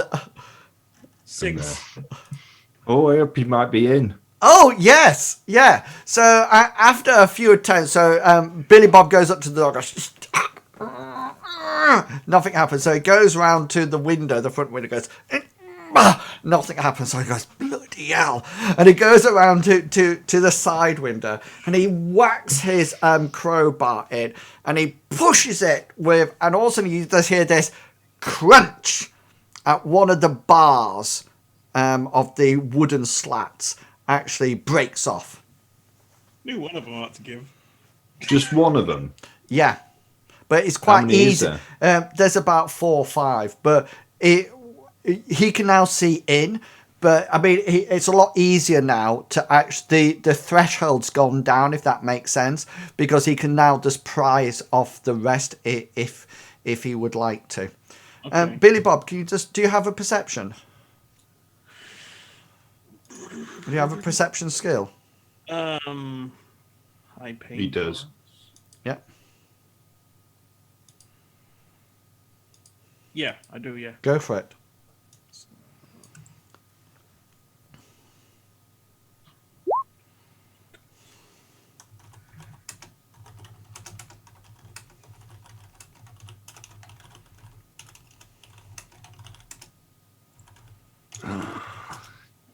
Private message.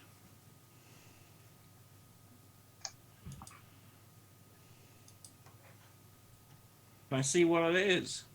You are not alone. You can probably, if you want to get closer, and I'm not going to get too close. I'm just going to peek in. It's a Wendigo. Are you communicating anything to the rest of your party? Nothing at the moment. Okay. I just want to peek in and see what I can see. Okay.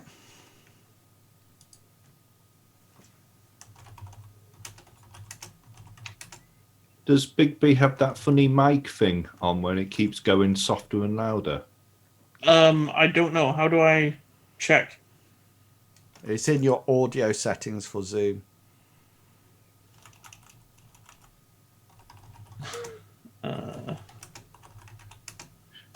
Click on the little up arrow next to mute. Yep. Go to audio options. Audio options. And then underneath where it says leave computer audio, there's test computer mic and speakers. Yep. And then underneath test mic, there's like a little tick box for automatically adjust microphone. No, it's unticked. That's okay then. It might have just been me. Sorry. Old age. There you go.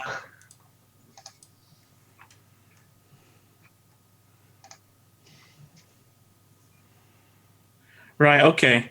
So I can see a big dog. It's just a big. Is that all I see? Just the dog? Yes. As soon as you peer in, you just see this two big red dog eyes staring straight back at you. Right. So I'm going to shout in the window. Is anyone home? You can all he's communicated that over comms, so you can. Is it a small pony-sized dog? It's probably the size of like a Rottweiler, Oh, baby. but it's quite thick set.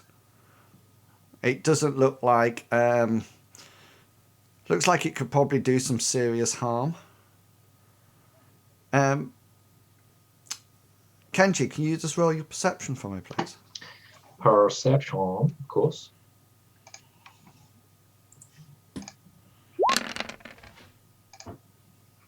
Mm. 3.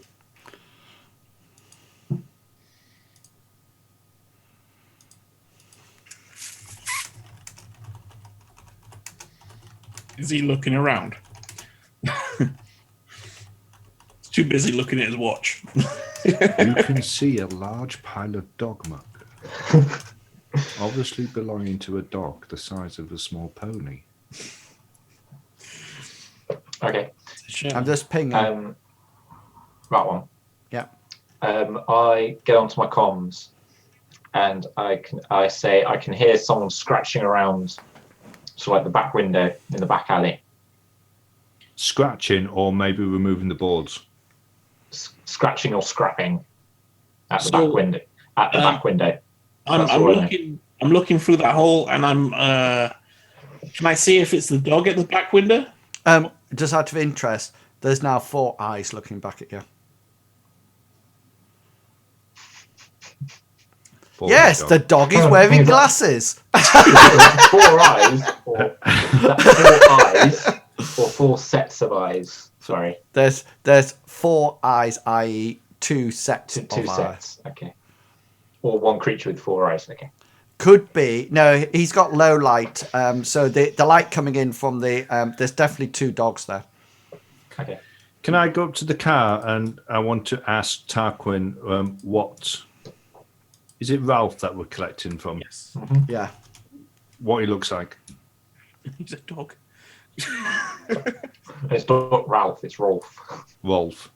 Rolf. No, it is Ralph. It is Ralph. Sorry, I was failing to say a joke. Oh, oh look, they've got nice collars. Oh, aren't they cute? There you go. Brilliant. Sorry, Chugawugga, what were you saying? I want to ask Tarquin what Ralph looks like. Long hair, smelly, small. I'll relay that to Kenji. Okay. Roger that.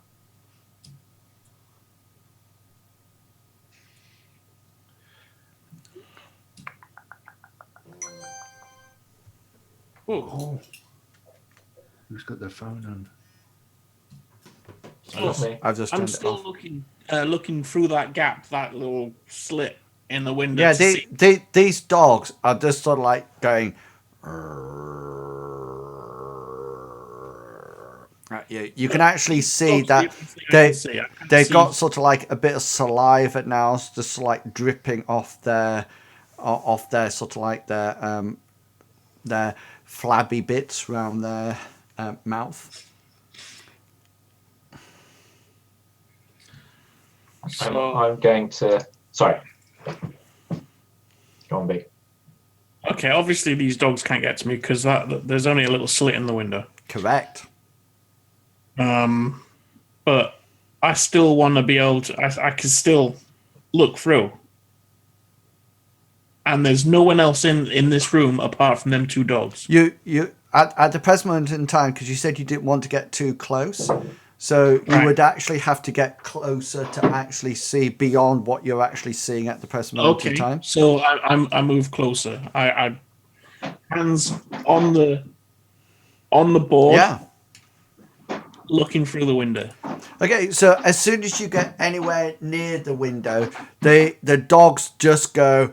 They just dive at the window and try to sort of like get out that little that little gap, so to speak. So much so that even when you're close, all you can actually see is their open mouths trying to get at you. So you just sort of like step back a bit. Right. Okay. You can get the smell of dog breath. It's not sort of like pleasant at all. I mean, I'm hoping that Ralph is actually heading out the back now. Yeah, I'm going to advance. I'm going to move to just next to the back window and see if I can hear anything going on, if anything more than just like the scrapping. Yeah, roll your perception. All right. You Four figure successes. you can hear sort of like a bit of a snuffling round there now as well, and Okay. it probably definitely you think there's definitely another dog Okay. near there. So I'm going to shout in through the window and say, "Hey, Ralph, it's me, mate. Open the door."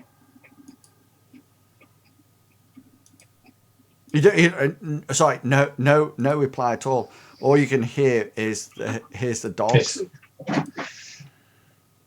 Yeah, I relate that. I think there's another dog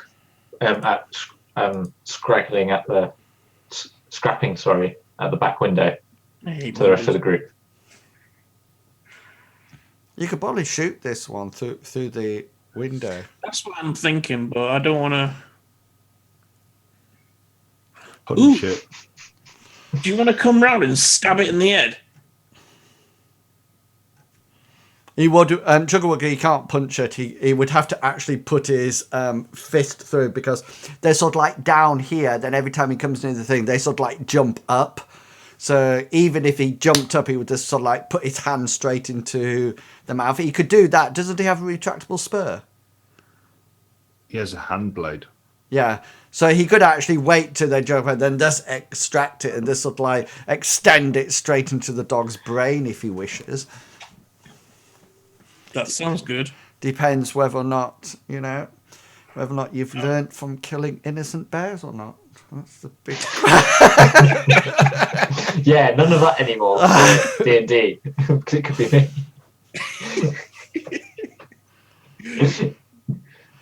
Right, okay. It's really interesting because Chuggerwugger's very quiet at the present moment. Have you noticed? He's just like, cool. Yeah, well, this type of stuff, this is for the gung-ho people. He's going to wait till you make a move, but done a mistake, and then just goes, oh! Can you ask Tarquin if he's got the number for this bloke so we can phone him? I'll ask him. I'll ask Tarquin whether or not. No, he says, we don't phone him, we come here. Tarquin, I hate you. There was no sign of breaking in this place. Oh, only what I gave you all the nice information beforehand. Right. So the splintered door. Is it? And it's a single-story building. It certainly is, yeah. Do you think we can get on the roof?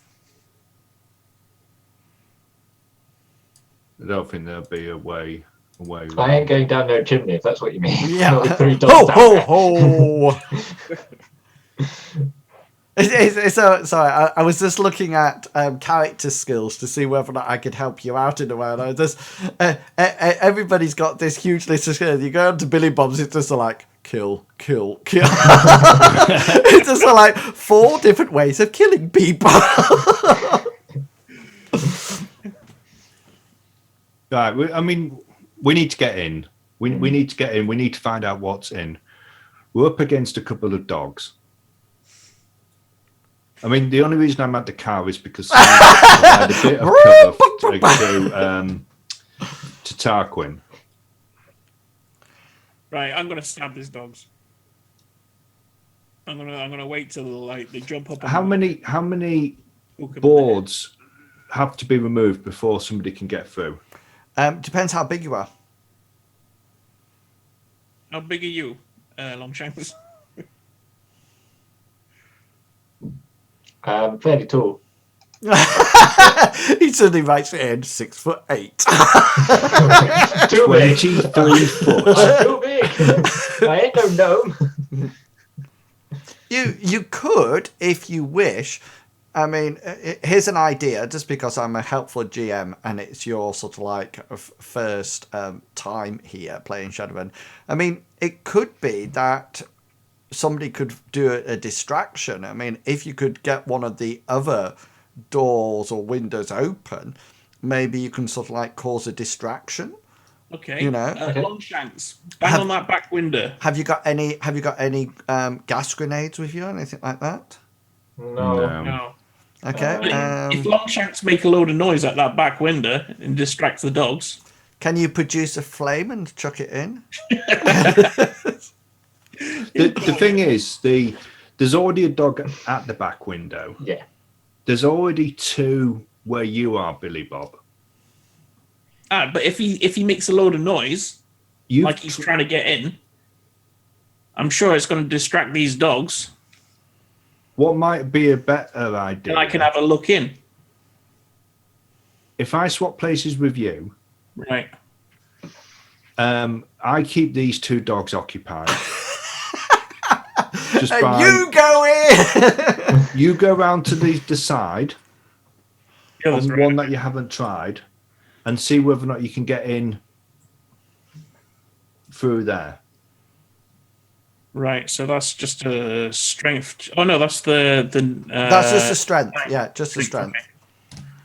Okay. So that's 9d6s. Yeah. 3.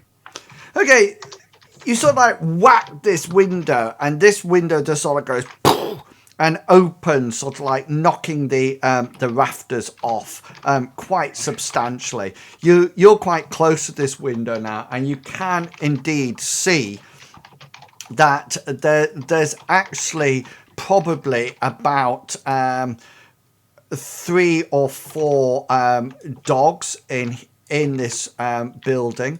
There's actually one right down here sniffing this doorway. There's 2 opposite where BJ is, and there's also 1 dog that was here in front of the at the door. Okay, shows you they hear your window smash, break open. You notice these 2 dogs, the ones outside BJ's, they sort of like quickly look behind them, but then focus back on you, BJ. This one turns round most definitely, and sort of like looks like they're going to quite happily start to head towards the door, so to speak, towards your window. Right. So I'm going to grab the window. Hang on, you're not doing anything yet, because we are going to go into... Oh no, there's a thug. And Alfred's there again. Whereabouts? What are you doing outside my house? No, it came in the turn order. Oh yeah, no. So let's just zoom this out a bit. So we're like that. So we should be able to see everybody now. So if you would all like to make... Don't forget to click on your character first. Yeah. What are we clicking? You have to highlight your character, otherwise it doesn't come up. Yeah, and then on the character sheet, it's the little green button next. Yeah, next to initiative on your character sheet. Oh. So in your tribute section. Yeah. Got it. Awesome. Oh.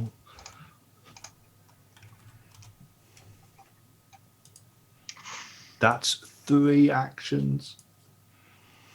Okay, so this is the order that we're going to go in. So remember, you've got you get 2 passes, but remember your movement, however many passes you're allowed. So Billy Bob, you'll go on 21-11, the same time as the dogs again, and then you'll also get another 1-on-1. Kenji, you're on 16-6, and BJ, you're on 12-2. So remember, your movement starts now. So whatever you move, it's for this whole turn. And as soon as you go over is it 10, your basic movement is everybody's, yeah? For walking, yeah. Yeah. Mine's 6.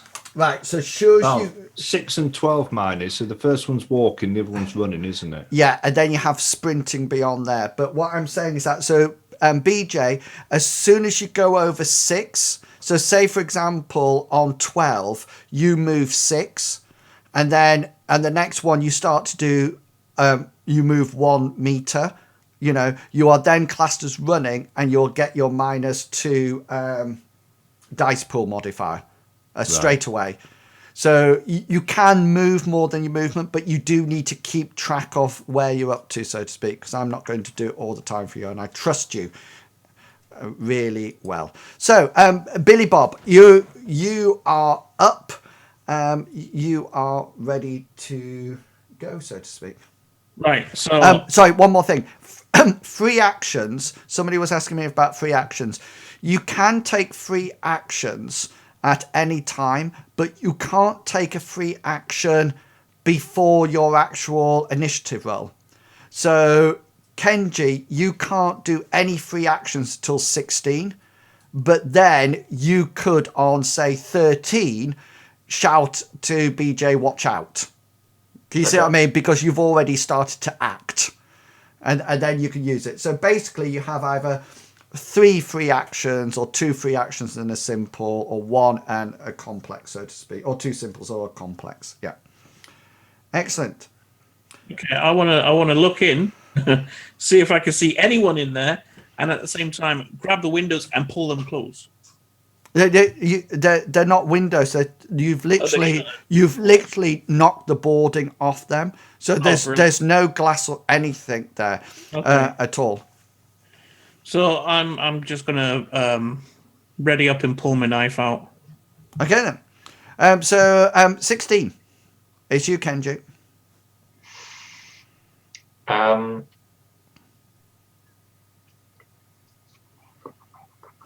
just going to hammer on the window, try and keep the dog that's in front of me distracted. Okay then. BJ, it's you. I am going to do the same. Okay. I'm going to hammer on the board, trying to keep the 2 dogs distracted. Excellent. Okay, Billy Bob, we're back down to you, and you run. You act. What's your reaction, Billy Bob?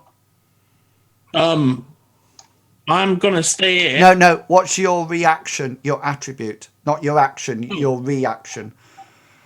6. 6. Yeah. So you go next, because we're tied on our next initiative. So you go next. So obviously this dog's gonna come at me. So as soon as it gets close enough, I'm gonna stab it in the head. Okay then. Fantastic.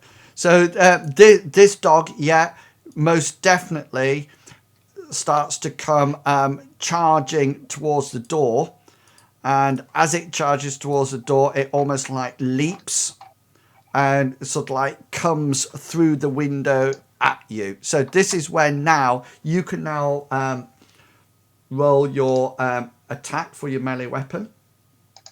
So you should have your combat skill of your melee weapon plus your agility bonus, and you'll have a weapon. Your weapon accuracy is your modifier for it. Oh, what does that mean? What's okay. your? Hang on, I can check. What are you using? My hand blade. So your accuracy He's specialised in it as well. It says that his accuracy here is 0, which means he can't actually get any. It must be more than, it must be his blade skill. It must be like a blade. So it's 6. Yeah, I think it's unarmed combat. Yeah. But then he's specialised in cyber weaponry. Right. Okay then. So his accuracy is 6. So therefore, is it cyber So is he specialised therefore? Is it 13? He's specialised in cyber implant weaponry, yeah. Yeah, So he's specialised in the hand blade. So it'd be big. If you just look at where it says unarmed combat and go right the way along that road, there's a spec and it says 13 on it. Unarmed combat users. It's further down, yeah? No. It's in unarmed. It's in skills. Skills. Oh yeah, skills. What do you want the base? Just hit the 13. All right, okay, 13. And then it'll come up with a modif. Oh no, that's fine. Yeah, that looks fine. Yeah, so you did 5 successes on this beat. So I'm going to roll my reaction and intuition combined to try to avoid the dice roll. So avoid it. Stupid dog. So you've got 5 successes. I've got 3, so my net damage is 2. So what's your damage on it? The damage on the blade, it's It should be something P. 11. 11p plus, well, you got 2 successes, so it's up to 13 p. So I don't have any armor at all because I'm a dog, so I'm not wearing any armor. He doesn't look like he's got any sort of like cyberware. He just literally looks like a normal dog. So he's actually going to roll his body to resist it. So you've got 13 coming. He fights that, takes 1 off it to get to 14. 12, sorry. So as he jumps up to you, you just whack him with your hand blade. It goes straight through his open mouth as he comes towards you. You just send your blade straight through it. It actually pops out the side of his back of his head of this dog, and then you have to give your blade a bit of a shake, and it just goes and slides off it onto the ground, so to speak. That was at 11. So now we're at we're on 6, Kenji. I'm just going to continue hammering on this window. Okay, yeah. And BJ, one of the only times that you actually get a second action, I think. Thank you. 12. You. I'm going to use it well.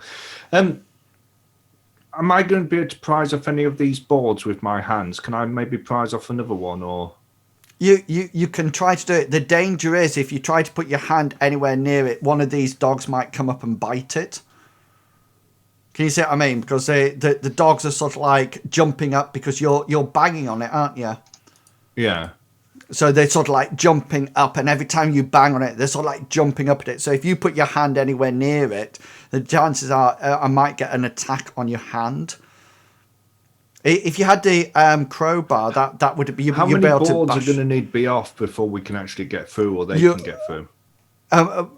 But all of them, all 5 of them, right. just like Big B did with the Billy Bob did with the other one. Right.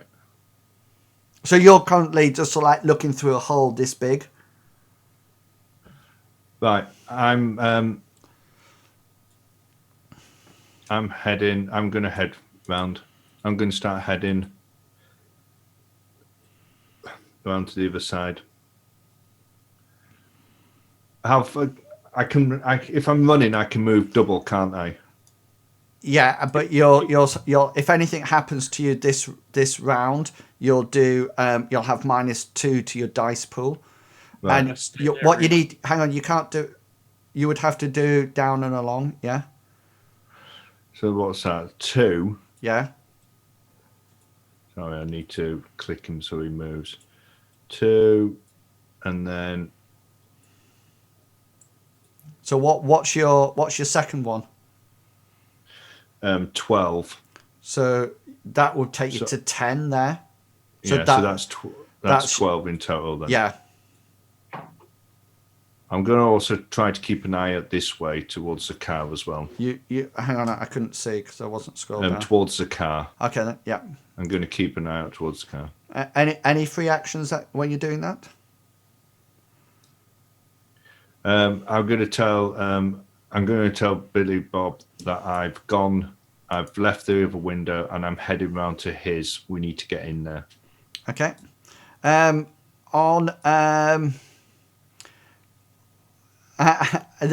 on to 1 now. Okay, so the dogs get another round, and so do you, Billy Bob.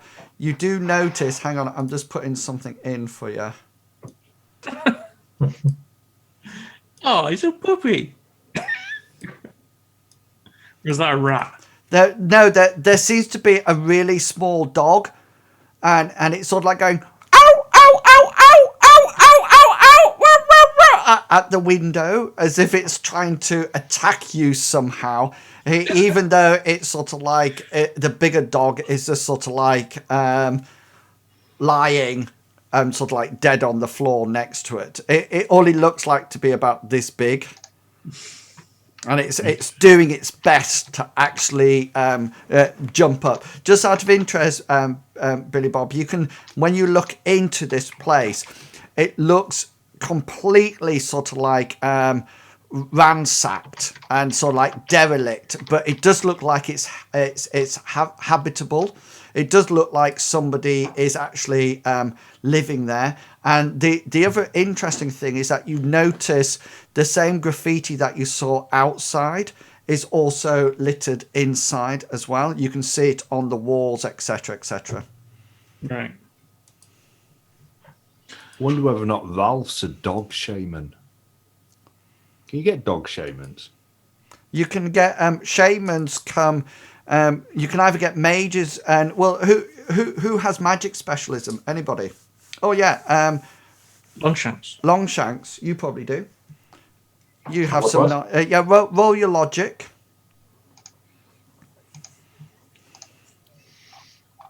I did on my other one. Yeah, that's the other one. So logic. That's...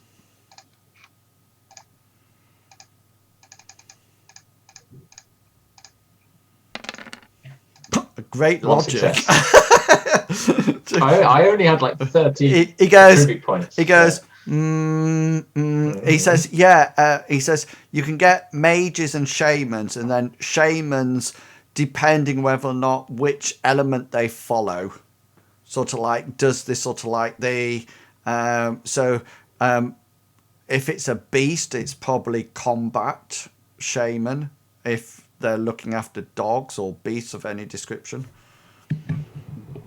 Okay, guys, let's have another initiative round. Ow! That wasn't funny. Oh, and Oh, again. I've got to hit me button. Oh, yeah. Oh, wait. I've got an arrow.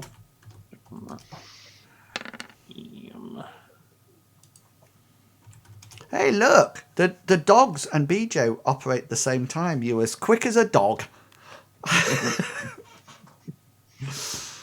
Who am I waiting for? I'll redo it. I didn't put it in properly. Yeah, no, redo it so I can see it. Oh! It was better. Just an extra one. Wow, BJ. Are you impressed? Yeah. BJ. Yes. All right, sorry. Big B's talking to somebody. Oh. Da. It's a bit far. Okay then. I'll just carry on. Okay then. So Billy Bob's going first, then the dogs, and then what's your reaction, BJ? My reaction is 3. 3. So I'll go first, then you, then KG and Kenji, and then we're back down to the initiative rolls, and then we're on to second phase. Okay then. So we're just waiting. Right. So who is it first? You. Okay. So you want me to You want me to get in there, don't you? So I'm gonna jump in and stomp the dog. So you're going to jump in and stomp the little dog. Okay Yeah. then. Go for it. So what is it? Just is it just strength? Yeah, it will be. You'll need to do. You need to roll your unarmed combat, but without the spec.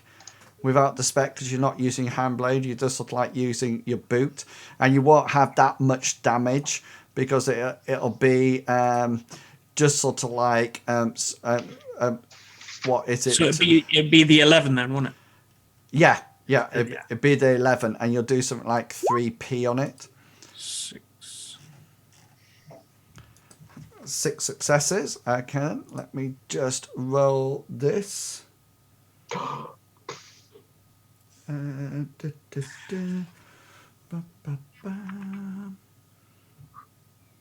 a puppy. It's gonna be under my foot. 8.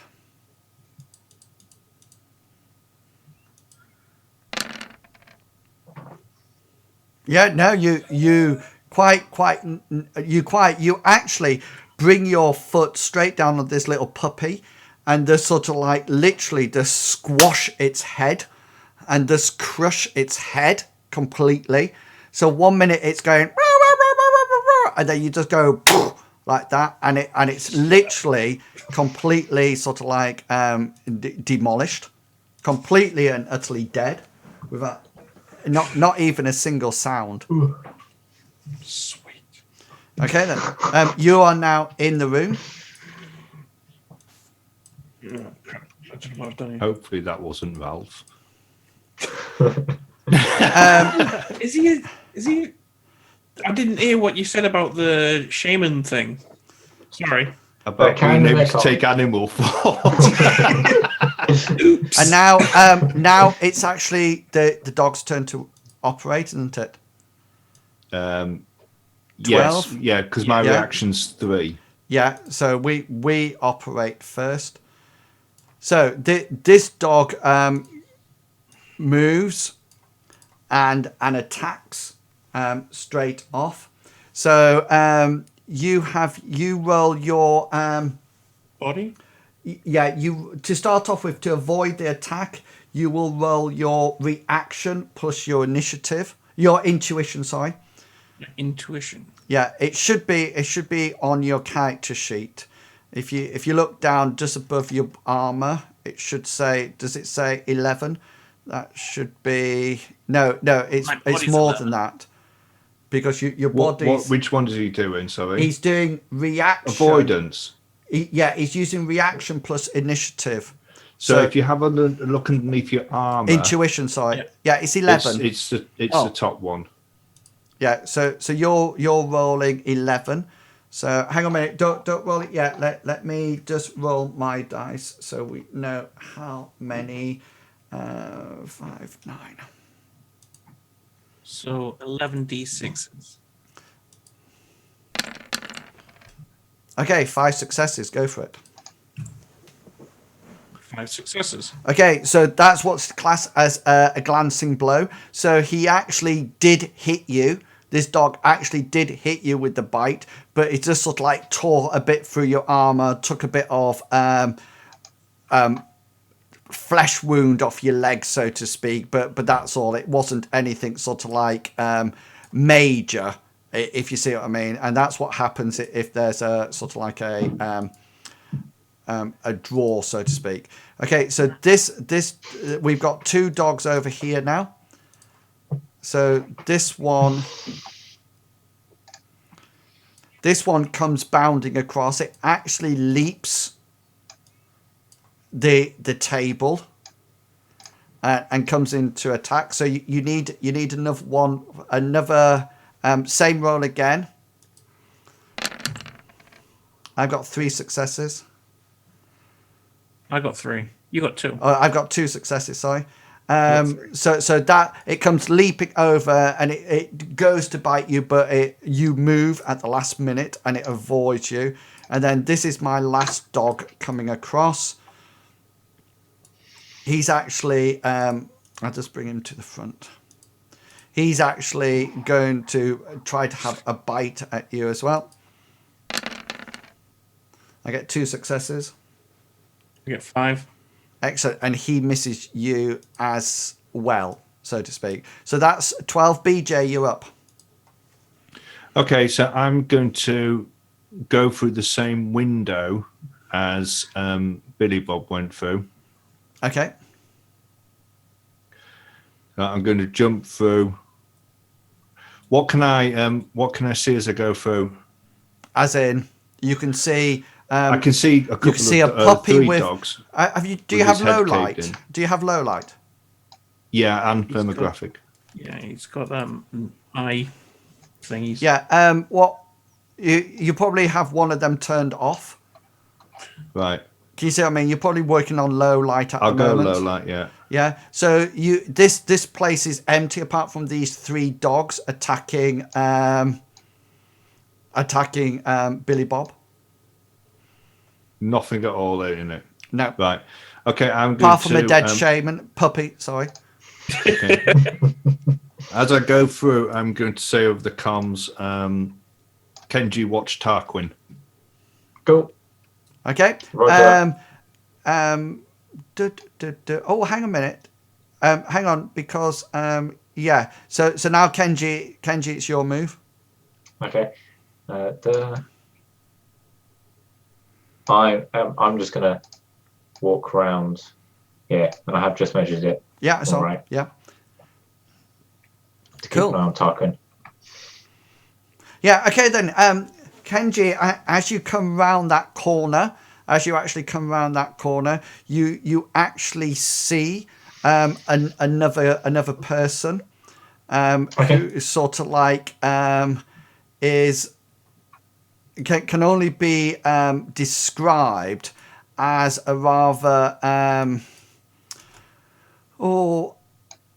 bedraggled sort of like creature. And I'm going to use Bazooka's thing just because it looks cool.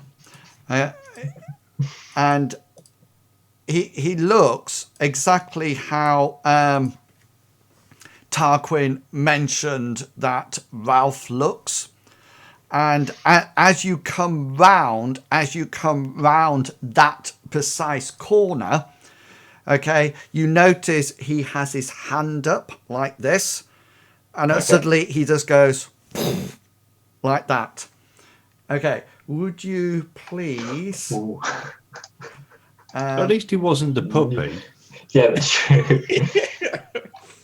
Would you please make a will? You need to roll just your willpower, nothing else. In a second, just your willpower. In a second, I'll tell you how many dice. You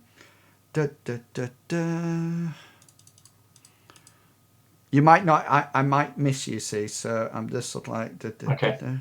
Okay, I'll wait.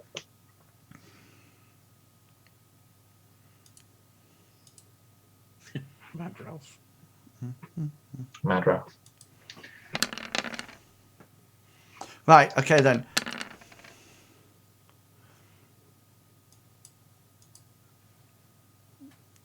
Right. I've got 1 success. Okay. So you now need to roll yours. So you're looking at your body. Sorry, your willpower. Just your willpower, and just count yours. It automatically count your successes. Okay. I don't know when this comes in handy, but I have spell resistance. Is that when you're rolling to hit actually wound me? And what does it tell me that it does? +1 resistance against spells. That's what I've got noted. Is it all spells? Power. It just said, hang on, let me just double check on. I've got it half open. Is it the positive quality? No, it's an adept power. Right. I was going to say it's probably his adept power. You are inherently resistant to spells. Add 1 die per level to resistance tests against spells, spell rituals. Yeah. So alchemic preparations, what blah, level blah, blah, blah. what level have you got it at? Uno. Yeah. So roll your willpower +1 as well. And you just need to get. Okay. You just need to. 4 successes. 2 successes would be nice. Okay. 1 success. Excellent. So let me just check. I just need to see whether or not spells do the same as glancing blows. I thought you said your willpower was 2, Kenji. I have 1 willpower and then 1 willpower and then... yeah. Sorry. As I said earlier, I only had 13 attribute points to spend, so I had to be very frugal.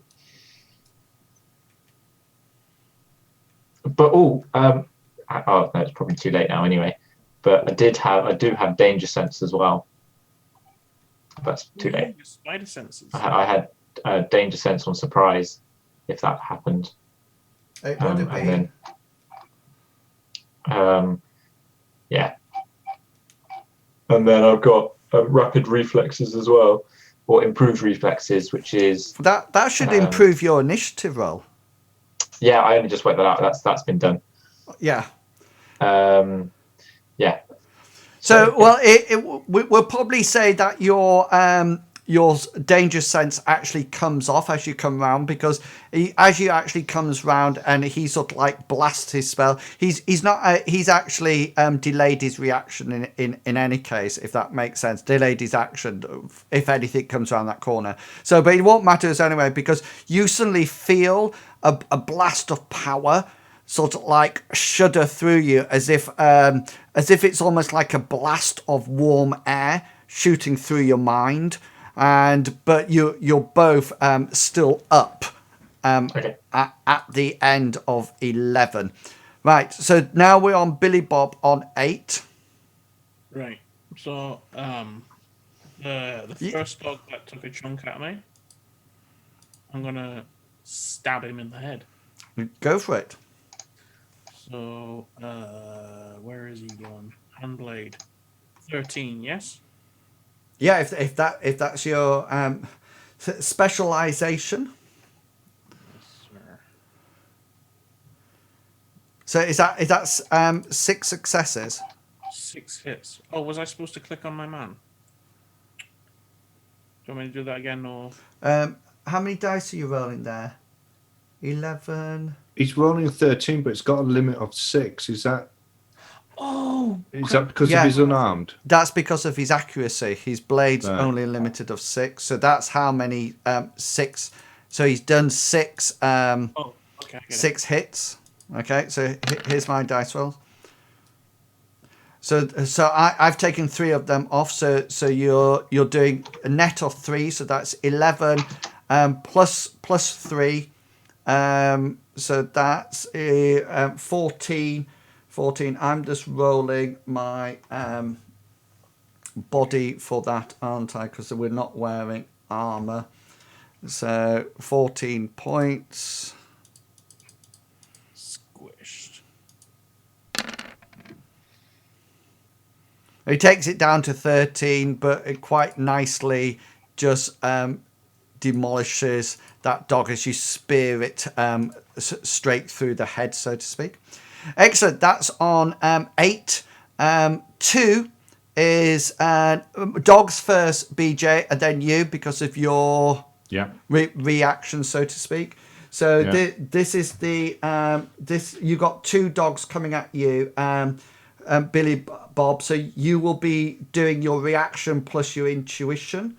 Okay, as these come in from you. 5. I think it's 8 when this comes in. Yeah. Back to 8. I'll just reroll that. Okay, first dog. 4 successes. So you roll your just that one above your armor. I think it's 11. Yeah, 11 d6s. Yeah. Yeah. So you just press it; it'll automatically roll it and tell you how many. 3. 3. So I've got the advantage there. So therefore, you are going to take 5 points of damage. So now you roll your armor roll, which is the one above that. So you roll your body plus your armor. So It should actually be written there. I think it's about 29. plus, Hang on, I'll just check for you. armor's 11. Oh no. It's just next to it. It just says soak roll. Can you see if you look past helmet, there's a little roll there. That Oh yes, says there's a roll. 29. 29. So how many am I up to? So how much did I do? You did 5 points of damage. 5 points. So you reduce that. So it actually hits you and bites you, but your armor protects you. Okay. It's actually your armor that actually protects you on that, rather than anything else, so to speak. So I haven't took no damage. You haven't taken any damage yet, no. And then this is the next, and then the second one attacks. Oops. So you're doing the same one, 4 successes. So you're doing your 11 roll first to avoid it.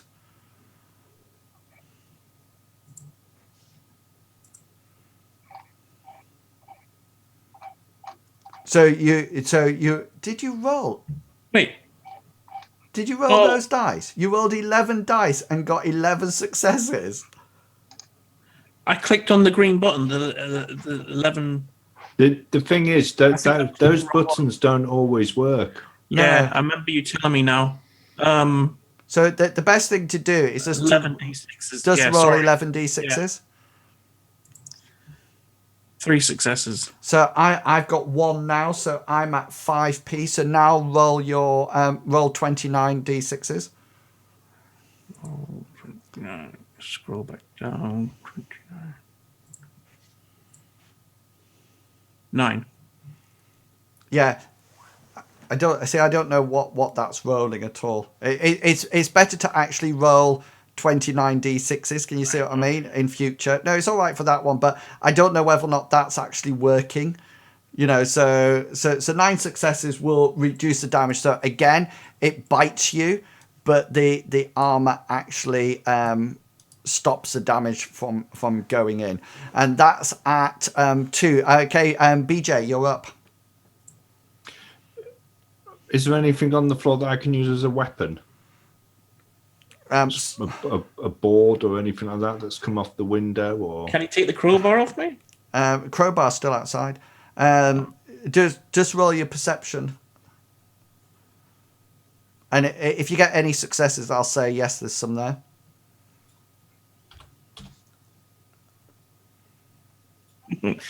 Picks up the flat puppy. Yeah. There's a bit of wood there. Okay, so I'm going to. It'll actually do. It'll do like 3 stun. Right. Rather than physical. Okay, so I'm going to pick that up, and I won't be able to attack this round. No. So I'm going to prepare to defend myself if needs be. Okay. And 11 is... I'm sorry. 1 is you, Kenji.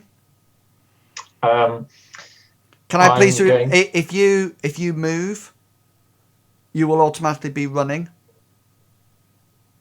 Not moving. Yeah, just to remind you. Standing still, I'm going to pull out. It's a free action, isn't it, to pull a gun? Yeah. I'm going to pull my taser again. Hang on, I'm just checking. Free action. And no, simple action. Simple action. Simple to draw action. A weapon. Yeah. That's what I meant. So you can draw it and fire it. Okay.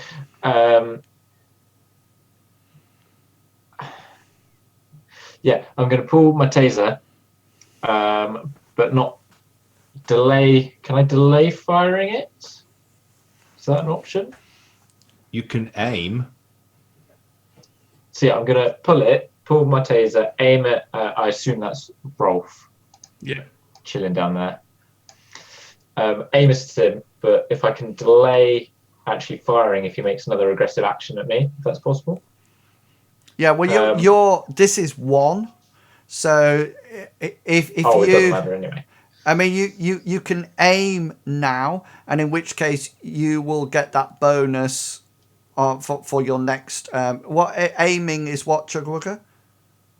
It's either +1 dice or +1 accuracy. So you will get that modify when you roll in the next combat round, or you can delay your simple action and say, I'll delay it in preparation to shoot. So if he comes towards me, I'll shoot.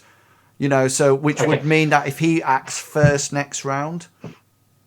I take it we don't know what's going out front. Yeah. Well, what I'm assuming is that you are constantly using free actions to sort of like keep people up to date.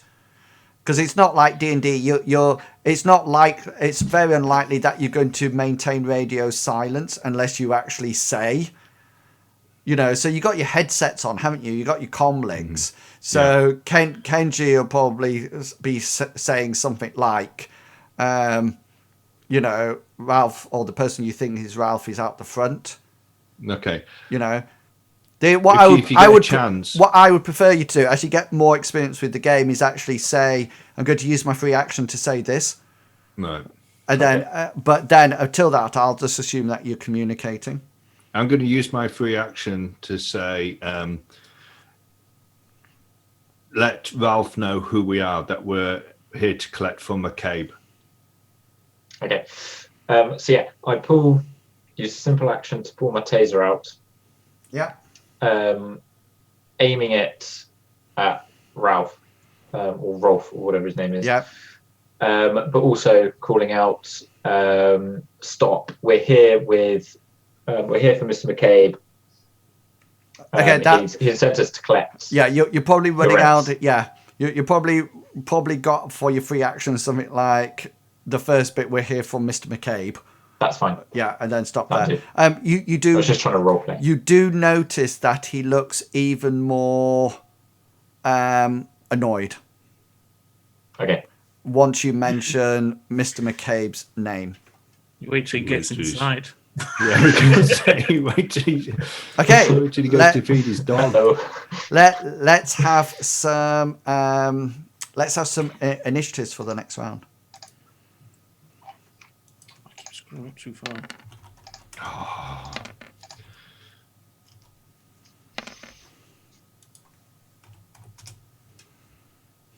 Well, that's not. Oh no, I was looking at. Hang on. What? Just need you, BJ. Oh, I didn't click my character. Oh, okay. Did I? You got 12. I can add it. No, I'll take that one. Okay, I just need to do. No, I'll keep looking. Yeah, that should be right. This is Ralph's that's coming up now. Oh, hang on. Let me just add him a turn.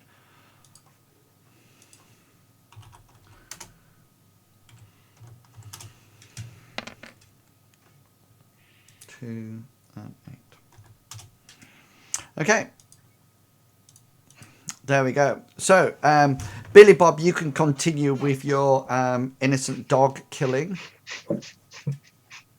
Okay. The one to my right there. Excellent. I'm gonna go for another poke in the eye. Oh, I see what you mean about his volume then, Chugawugga. Yeah. It started off really low, then it suddenly came up high, but I don't know whether or not it's because he came forward and started to talk into his mic. Maybe. Well, go for it. Right. Okay. So it's 13 d6s. No. Yeah. Yeah. 13 d6s. 13 d6s. 4 successes. 3. So that gives you 1 up. So Right. total amount of damage. Hang on a minute. 11p. 11. So I get 2, which take it down to 9. Did you? It's not. It's not dead. It's actually got. It's very poorly though. Yeah, it's got 1 wound box left, so to speak. Okay, 14 is me, isn't it? So Billy Bob, these are your dog attacks. So I click my body. Yeah, no. What you That should roll? avoidance one. Yeah, so you should roll your body. So rather think about rolling your body, your reaction plus your intuition. So if you look at your reaction is 5, and your intuition is your action is 6. Sorry, 6, your intuition yeah. is 5. So you'll roll 1d 1d6 11d6s. 11d6s. Okay. This is 5. This is 5 successes. Yeah, hang on. Let me roll first because Oh, sorry, I thought you did. no, that's all right. It's just that if I don't get any successes, then you don't need to roll because I would automatically miss, so to speak. So that's the first. That's the first dog, and then this is the second dog. 4 successes. So you roll it again now. 6 successes. Yep, they both snap at your heels and sort of like miss quite nicely. Okay, Kenji, you are up on Cool. 12. I'm going to advance. Hang on, where's me? No, wrong thing. I'm going to advance a meter. Does that cancel my aiming? Yes.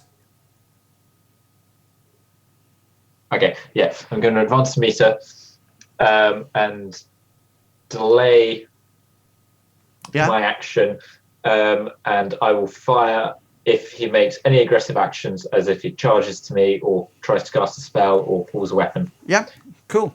9, it's you, BJ. So one of these dogs is pretty beat up already. Yeah. This one. No, the one. This one is the one that's beaten up. I was going to say this is the one that I attacked and stabbed in the eye. I wasn't aware that you had stabbed something in the eye.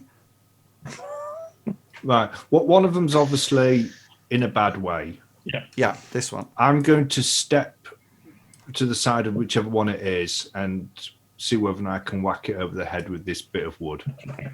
Maybe knock it out. You can probably come round to here. Okay, I shall do that. Yeah, go for it. Anyone try Do you melee? Do you have a melee weapon skill? No. No, you don't have a melee weapon skill. No.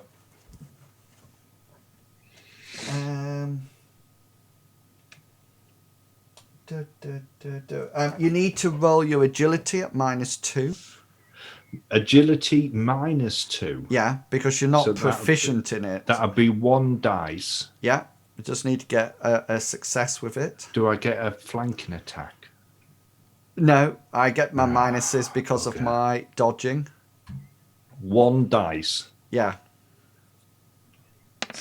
Oh, you sort of like critical error. you actually swiped this and actually dropped the club. Yeah, that was a warning shot. Yeah, so the club is now. You'll need to pick it up at your next thing. 8. Right. Kenji. Ralph is taking an aggressive action. It looks like he's about to whack a spell at you. Cool. So I've got to find my pistol. Okay. So you're doing a ranged attack at me, yeah? Yeah. So I'm doing reaction plus intuition.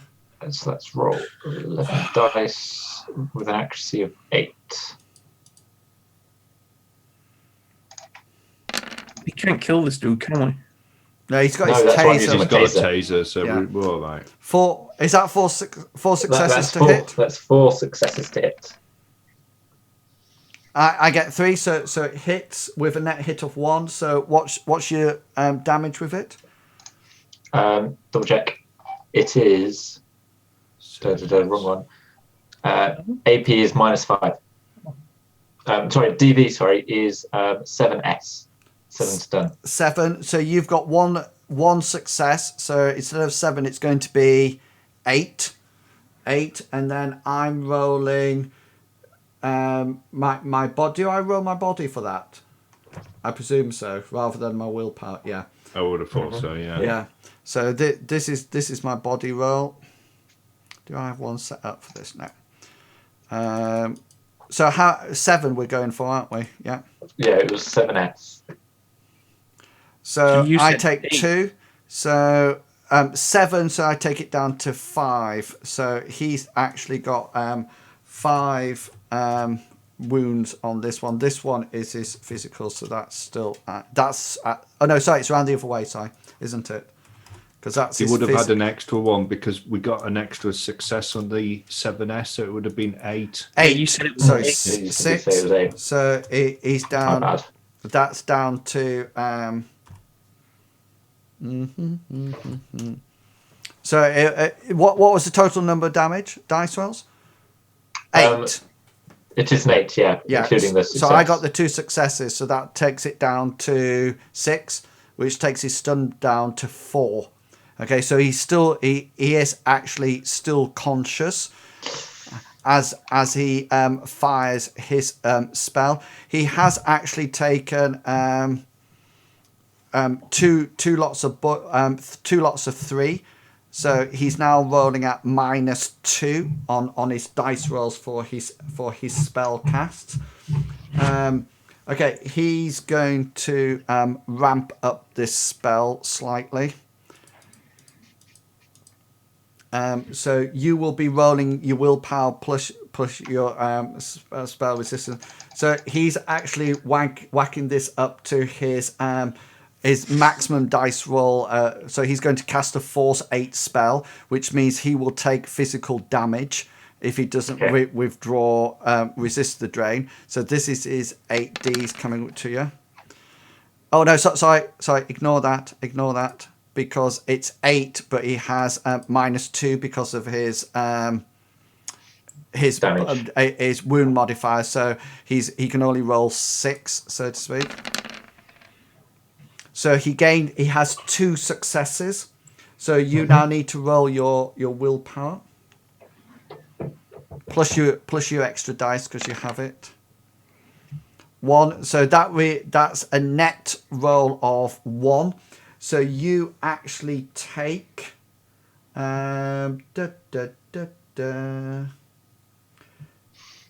you actually take 1 point, 1 wound box off your stun damage. So you should have 10 and 10 probably. It says I've got 10 and 9. 9 for your stun. Yeah, 9 for my stun. Yeah, because your willpower will be so low. Mm-hmm. Yeah, so now that's down to 8, so to speak. So you get -1. When you get to 5, you will then get -1 to all your dice rolls apart from damage resist. Okay, So I just need to resist this drain. So I've got a drain of 8 coming up. My charisma and willpower is 8. And the force of the spell is force. The drain is 8 -3 is 5. So I've got to actually resist 5 points of drain. Charisma and willpower, which is 8 minus my 2, which is going to be 6. So this is my resist. One success. So I will actually take 8 minus 5, 4. I will actually take 4 points physical damage. So I blast it. So he blasts this spell at you, and you notice that he stuns you slightly, but you also notice that he's now got some blood rolling down his face as the magic takes its toll on this poor guy. Okay. If you do too much stun damage, does it cascade into physical damage? Yeah. So we've really got to be careful now. If he's already taken physical damage and he's taken stun damage as well, then it'll overflow, and there's a chance. It's a bit like D&D. There's a chance that he might die. He might not just die. If you did like you have overflow boxes on your. If you look at your character sheet. So tell him, warn him. So look, we don't want to hurt you. We're just here for the run. Can you see where it says wound tolerance?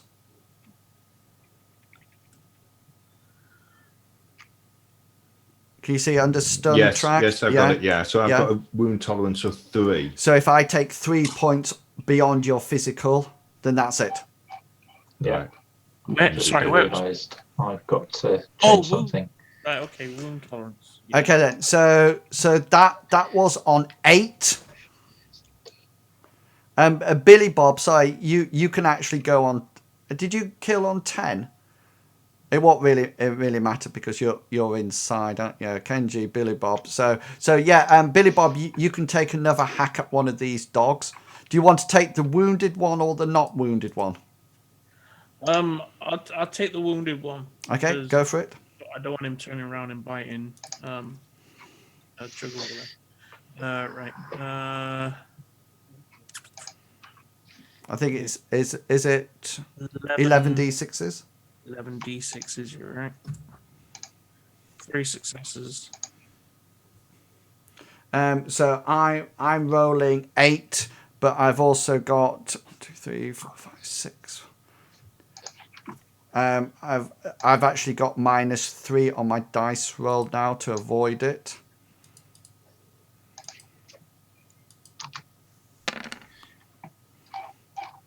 So you do 1 success on it, which means your damage will go up to 1. So what's your damage? My damage is... Oh, that thing's in the way. 11p. Yeah, he gets no successes at all. So this just whacks through his skull and pins him to the ground and withdraws it, so to speak. This is 4 now. So this dog have its bite at you as usual. So it's 11 d6s again to roll. 1. 6. Yeah, so he misses you.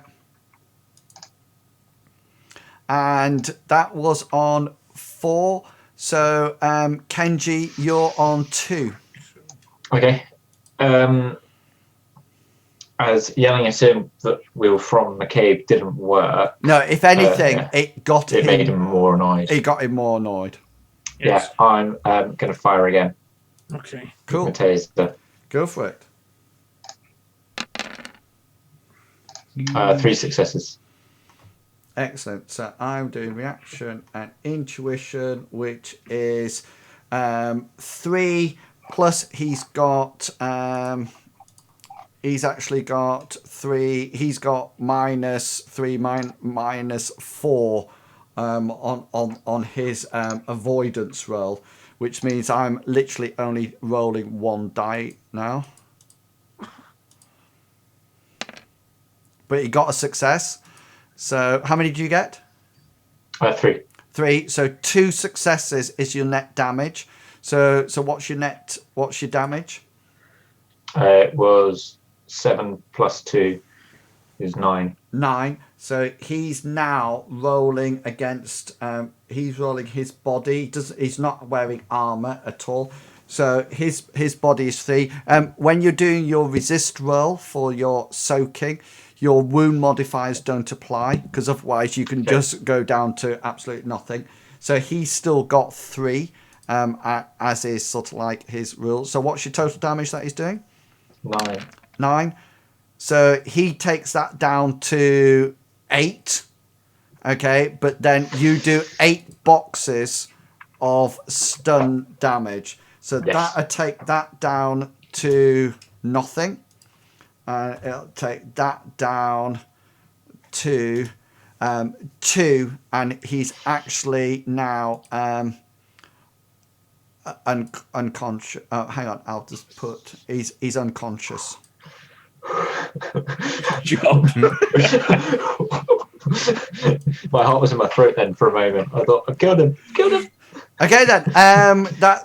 That's 2. So we've just got the combat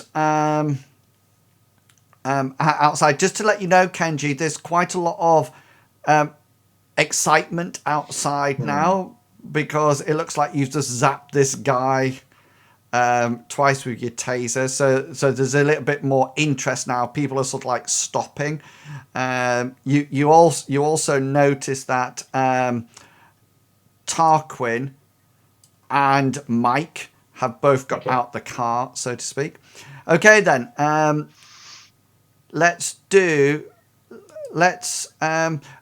BJ, do you actually want to fight this round? Well, I'm going to need to pick something up, aren't I?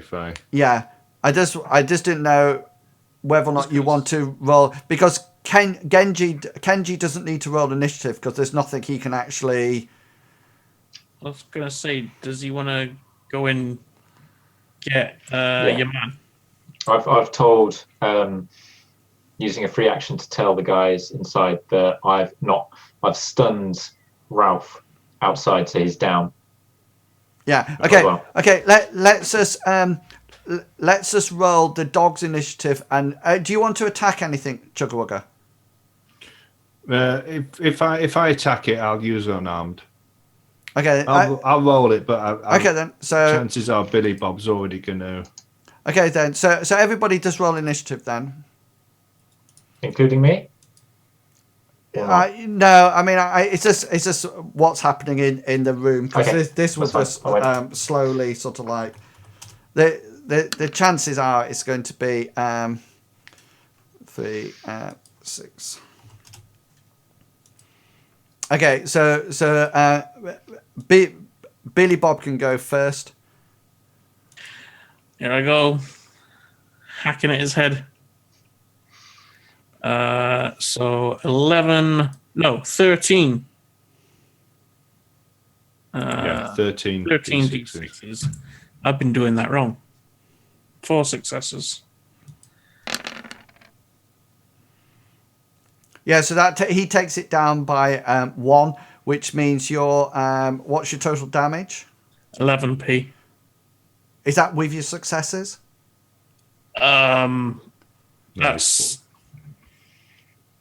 per damage. So you'll have +3 on top of that, so it'll be 14p. Thank you. Yeah, that quite nicely kills this dog outright before you even get a chance to act, so to speak. Is there a way to release the door from the inside? It's actually propped up. There's actually sort of like 2 bars propping up the door from the inside, and they're sort of like wedged down into the grounds quite substantially. What about the window? Does that look like it'll open easier from the? This window here, can you see that? Mm-hmm. That actually opens quite easily. From both ways, you figure it's probably the way in and out of the abode, so to speak.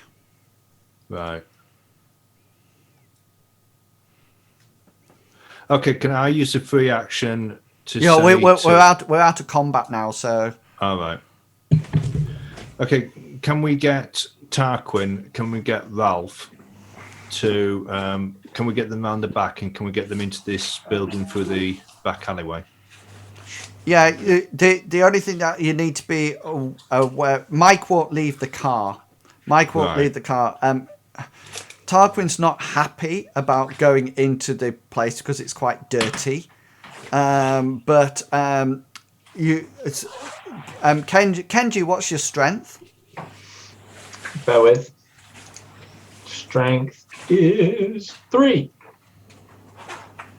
You might have to go and give him a hand, Billy Bob. Yeah, Yeah, Billy Bob's going to have to pick up and sort of like bring him round. But please remember that people from the street would actually see Billy Bob coming out and picking up this person and taking them round. Do you want to actually try to... I'm just removing the dead dogs and the puppy.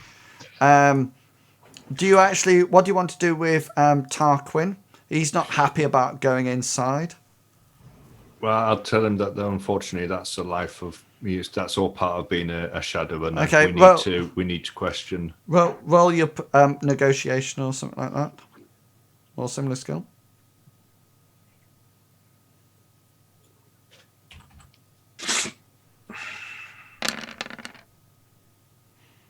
Okay, he says, okay, I'll come in. How long's Ralph going to be out for? Depends whether or not you stim patch him. Probably not, no, because we don't have anything like that. How about water?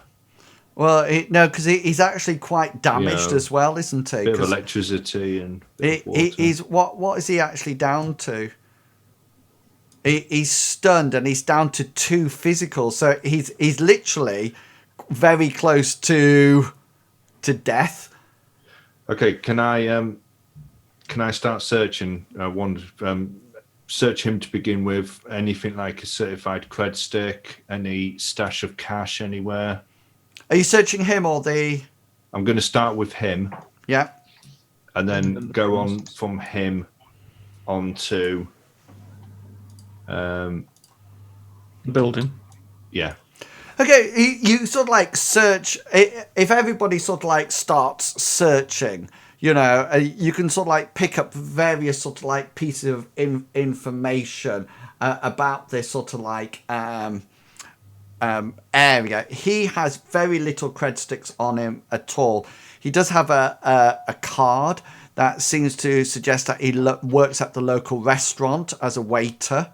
That's it. You do notice that there's various pictures of what seems to be an elderly woman who seems to almost like be dressed up like a red Indian, so to speak, a native Indian of America. You're in the UK, remember? And very much sort of like there seem to be various pictures around, and she seems to have. Let me just get this right. She seems to have. Images of sort of like stone sculptures round her and statues in the pictures, so to speak. You also notice that there's various sort of like books about that seems to be relating to magic in here and shamanic magic. Apart from that, there seems to be no sort of like money at all in here at all. He's obviously quite living on quite a meager wage at the present moment in time. Got enough money to keep the dogs fed.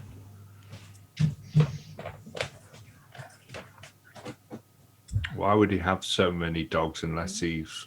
Well, he's obviously some type of shaman. But why send us to collect 10 grand from somebody who obviously doesn't have any money? How long is it going to be till he comes around? This place is lived in as well, isn't it? Yeah, he lives. Yeah. He's obviously like he lives there here with his dogs.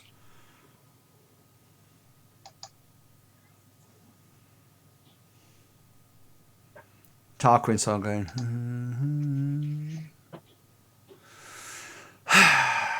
What's this place where Ralph works? What's that? Is it just a? It's just like a local restaurant that's probably down the road somewhere. I asked Tarquin, what's he supposed to do?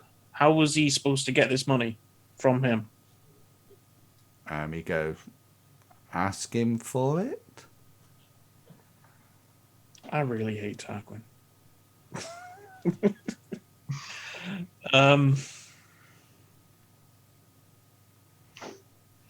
What did his dad say would happen if he didn't have the money? He just said to come with you guys. Okay, look, we've searched this place. There's no money.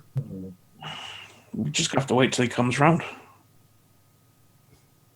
Or we could bundle him in the boot. And go to Yeah, the I next think place. maybe people might get a bit suspicious with that and maybe start There was already a handing fire over outside. registration numbers and stuff like that. We don't even know how long we got at the moment before. That's what I mean. If we Please maybe wait. if we go take him to the abandoned building next to Greasy Joe's or Sloppy Sally's, whatever. With the greasy spoon. Ask him. This guy's not going to be coming round anytime soon. No.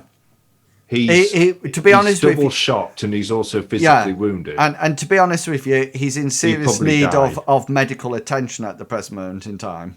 Is there any comm units in here? No. There seems to be a complete lack of technology in here at all. And you're quite right. You don't think he's got the money to pay anything. So why send us to collect 10 grand? From someone who hasn't got it. I'll ask Tarquin who the next collection is. BJ, roll your investigation roll. I don't have an. Or you're searching. You said you had a searching roll or something? Yeah, perception. I'm specialised in searching. Yeah, search. 5. Right. Okay then.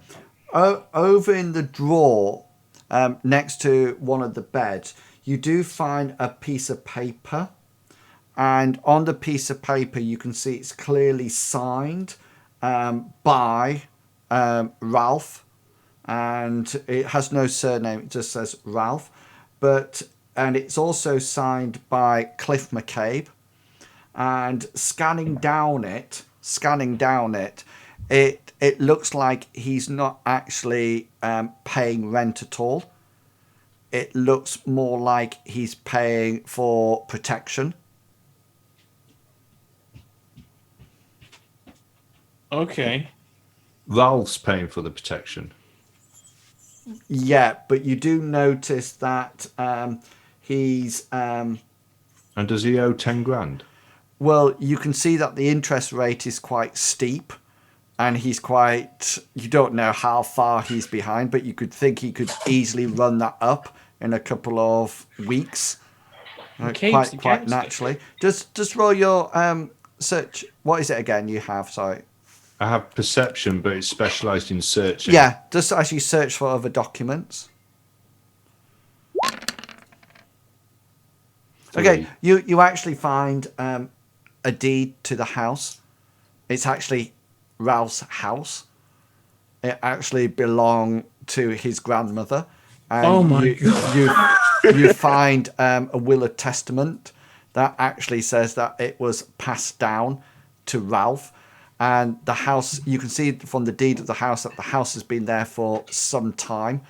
And there's various letters in the drawers of people trying to buy the land off Ralph or off his grandma. And they're just sort of like, after a while, they're just unopened. And just is there sort of anything like from the government? From like the... No, it seems to be from the local, the mayor's office, etc. From the mayor's office. Well, yeah, it's the equivalent of the council, so to speak. But in this area, it's run by the mayor's office, if that makes Right. so. The mayor, a bit like a president. So the mayor has the power, and then he employs a whole load of people, and he runs the council, for want of a better word. And you can But see linking that into the information that we got from the initial legwork that we did before we did the run, that there was a rumour that the mayor wanted to demolish the lower dock area. So if they were looking at demolishing it, why would they actually be looking at purchasing buildings?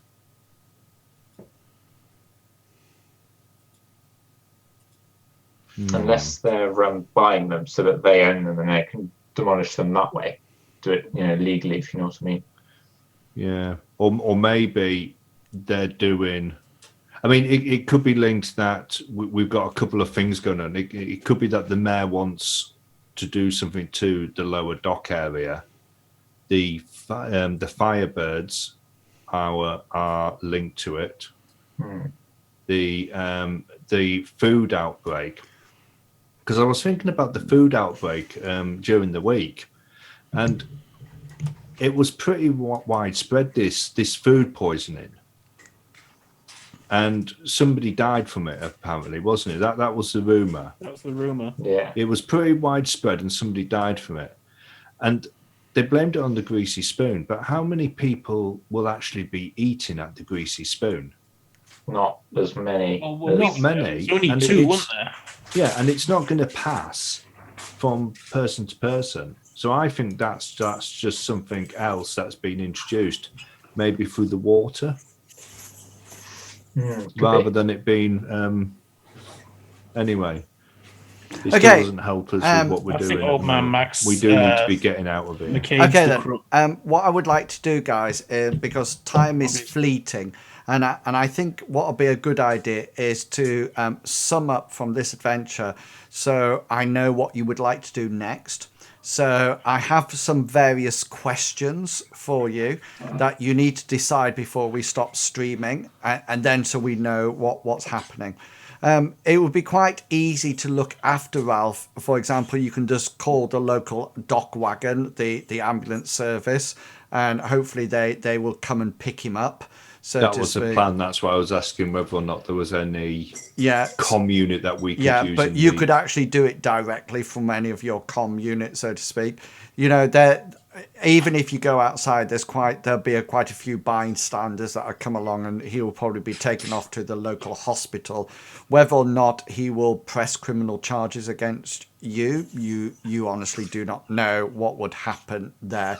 But if you've got a suitable computer hacker or something, you might actually be able to, or contact who has it, might actually be able to trace it to see what. He's only seen Kenji though, hasn't he? Correct.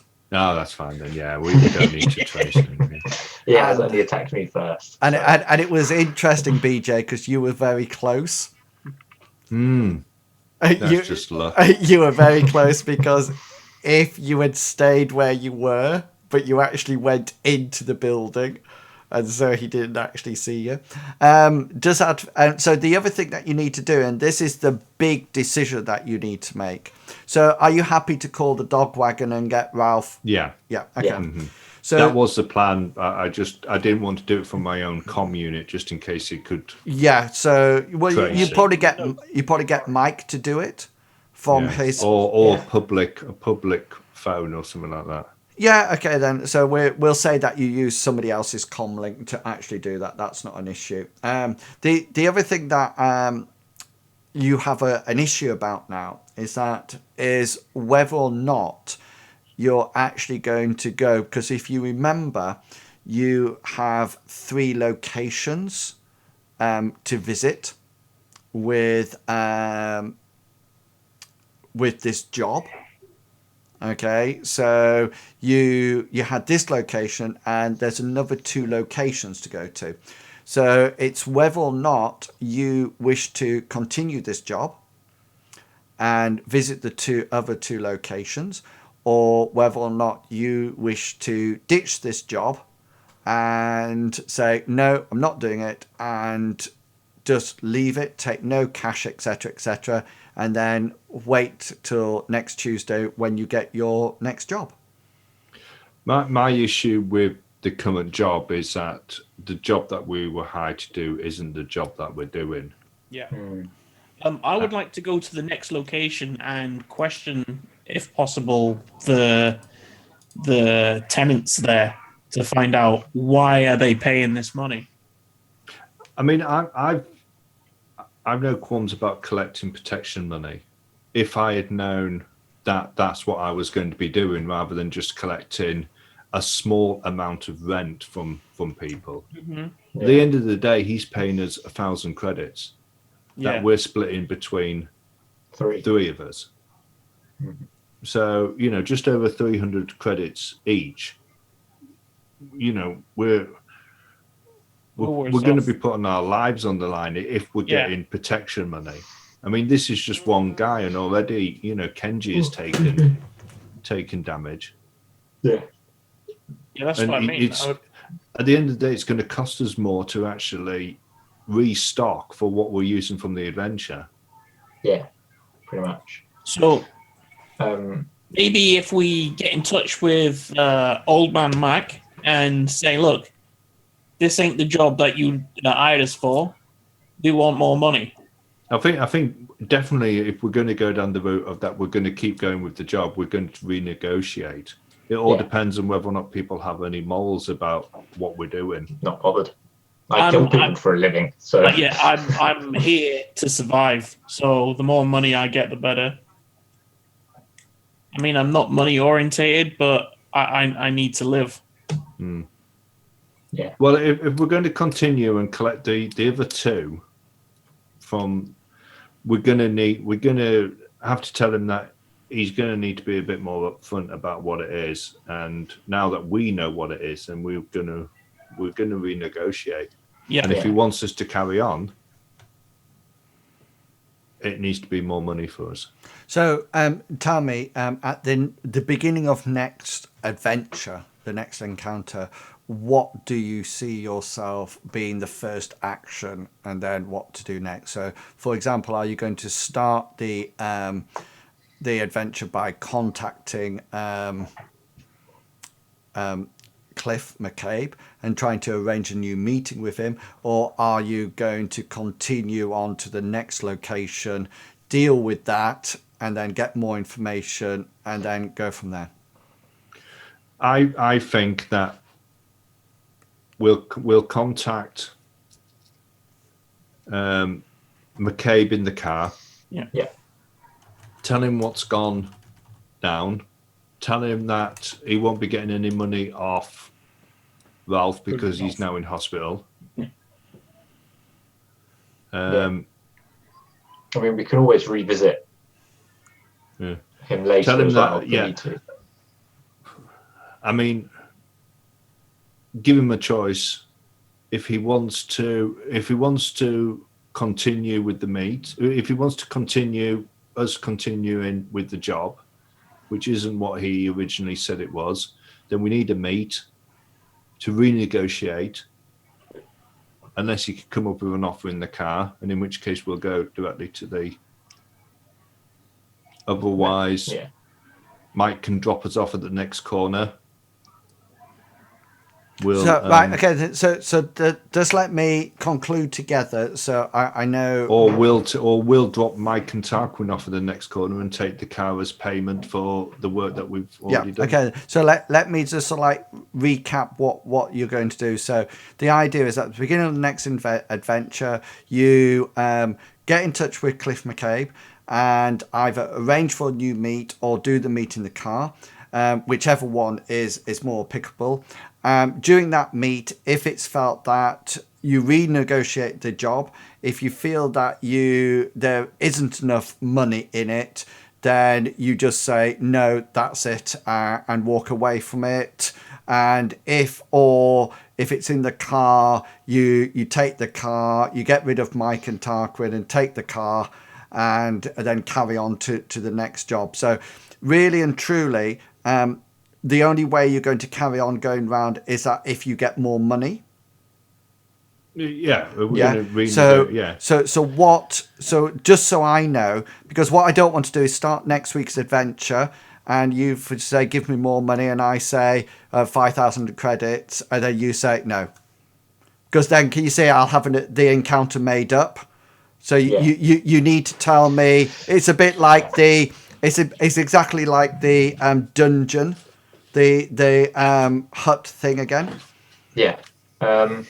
You need to tell me what, because I know what MaCabe's sort of like finances are. So if you sort of like say this is the minimum amount we're going to have, if I know that that's not going to happen, then all I can do is start the next adventure by saying, you do this, this, and this. He fails to give you the thing, so you just decide to take the car. You kick Mike and Tarquin out. You've got yourself this car, and off you drive, so to speak. Do you see what I mean? And then I can go into the next adventure, so to speak. Okay, so from the negotiation terms, I'm going to go in. Well, I think we should go in at maybe 10% of the total collection of what we're supposed to be collecting. So, for example, this one would be worth $1,000 to us. So, if the other ones are the same, if say it's 10 grand for each of the collections, we will be looking at getting $3,000 for.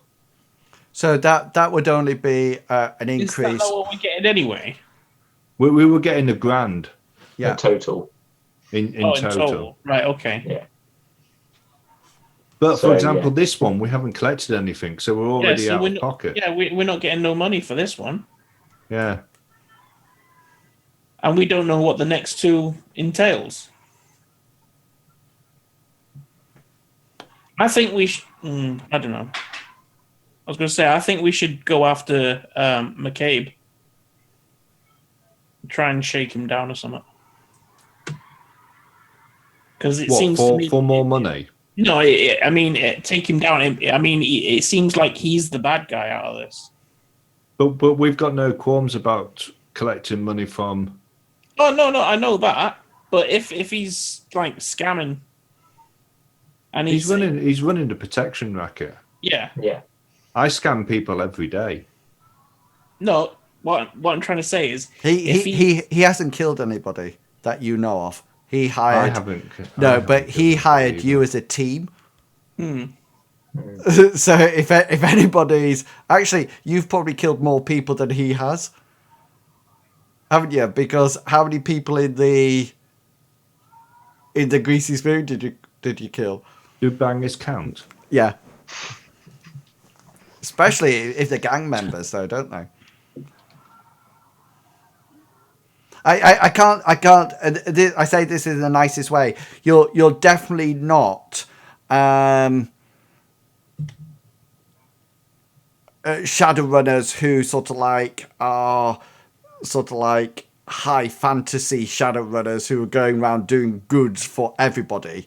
Oh, what you are right. Give us the money, whatever you want to do for the money. So the interesting thing would be is that if I said, here's 100,000 credits, go and kill somebody. Can you see what I mean? Yeah. So you would, Longshanks. I would, because that's my and that's what I'm saying. You're not. It's not. Say for example, you're the sort of group of Shadowrunners that if there was there was a woman and there was her baby was trapped in a towering inferno of fire, and you said please go and rescue her, go and rescue my child. Your reaction would be, how much? Yeah, no. What I'm saying is I'm not trying I don't to say mind that. We're doing this for good. I'm just trying to say he's getting more money than what we're getting paid. Yeah, that's. So Echoer says, as Echoer has said in the chat, you're hired goons. Essentially. That's what you are. I'm happy with that. Yeah. Yeah. But what? Hang on. Just to let you know, taken what you have to be also happy with everything that comes along with that. Mm-hmm. You know, so things like, you know, pretty soon your police records are going to be up. You know, so you're not going to be able to sort of like now you can quite happily walk down the street, but after a while that might not be an issue, and you wouldn't be able to go into, if you went into a hospital to get treated because you were ill, then the chances are once you go in and they scan your sin, unless you've got a false sin, then you're actually going to flash up on the screen, and the police, or it won't be the police eventually. It'll be the it'll be the SWAT. You know. Okay, so Ralph didn't have any money to pay no, most for the definitely. protection. But I've got the only way that he was going to get the money was to sell the thing, but that wasn't going to happen. So we've got 2 more people. Even if we say £1,000 per person, including Ralph, because we can't collect 10 grand off him when he doesn't have 10 grand to give. And that's not our fault. We went to collect the money, he didn't have it. Yeah. So we can't go down a percentage route, because if we don't collect anything, we're not going to get paid. Exactly. And although that gives us more incentive to collect, if the people haven't got the money. Yeah, exactly. I mean, I'm quite happy to continue on to the next place, and maybe we can question as we get the money, we can say, well, what are you paying it for? Yeah. And that sort of thing. And then when we get back to MaCabe after the next, when we go to return the money we've taken and stuff, we can maybe subtly inquire a little bit more into his business, and that sort of thing. Maybe he can give us more work for more money. Yeah. Well, that's the interesting thing that I think. From your perception, Cliffe MaCabe is a bad guy. Oh yeah, But don't you work for bad guys? No, what I'm saying is he's clearly the bad guy, and if he's the one that's getting the most money out of it. Yeah. So, and if we can fleece him for a little bit more money along the way. Yeah. So at the beginning of next session, we ring up and say, a little bit more money, please, or wait to the end, and then almost like hold the money that we have ransom.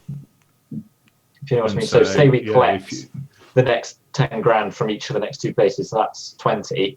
We can say, well, we've got the 20 grand on us, but we're only going to give you how much the next place is. I know, I'm just saying it. Yeah. I'm saying if it's 10 grand for the next 2 places as well, we can always say, well, the job cost us more than we thought, so you're only going to get X amount back from your rents, for example. And then after the end of the adventure, we could actually start offering protection to the people who are paying protection. Mm-hmm. So we could become start the our own people protection bracket. offering the protection to the people that have already been protected by the person offering the protection. So I go back to my original question. Yeah, I was just going to leave it all and find another job. Is that the idea? No. We're going to renegotiate. You're going to renegotiate, and if it's not 10% of the total collection, you're going to get rid of Tarquin and... No, we're not going for 10% of the total collection. We're going for a set amount now. Which would be what? We're going to say 3 grand. Yeah, so that'll be a grand each. Yeah, but we're basically basing it on 10% of how much he asked us to collect on the first one. And we're taking it that the other 3 are going to be mad about so the that's what I'm saying. Yeah, 10% of the total collection. Yeah. So and if he says, so you're going to say that you'll continue to do the job for 3 grand, and if he says no, I'm not willing to pay that, what will be your action? I'll probably try to negotiate a bit and maybe go for 2.5 grand. Okay, I'll rephrase the question. So if you don't get the money that you want... If we don't get the money that we want, we're going to walk. Okay, and is that, your original idea said that you were going to... How much is a car worth? Well, this car, probably not a lot. Yeah, we'll probably would get it be enough to sell? Would take to a chop shop and maybe get... You might get a couple of grand for it. Right. But we don't have transport, do we? No. Not presently. Right, that's the plan then. Okay, so 3 grand. If he's not prepared to give you that, then are you going to kill Mike and Tarquin? No, we're just going to drop off at the next thing, and they're going to then take the car and then go back to your humble abodes and await the next job, whatever that might be. Yeah. Cool. Okay then. Would you like to give your who you are and where people can find you before we complete the stream for the evening. Yes, I'm Chugga. Yeah. You can find me here next week, and you can also find me moderating in Wills's Twitch on the weekends. Yeah, brilliant. Thank you very much, and thank you very much for being a moderator. No, thank you. My for pleasure. giving me the opportunity. Excellent, Big B. And the waffles. Okay, I'm Big Beastie. You can find me on Twitch, Twitter, YouTube, and other places at Big Beastie, and also here and on Saturday nights at D&D. But not this Saturday. But not this Saturday. No. Excellent. And Longshanks. Hi, you can find me on Twitch and Twitter using the handle Longshanks EPG.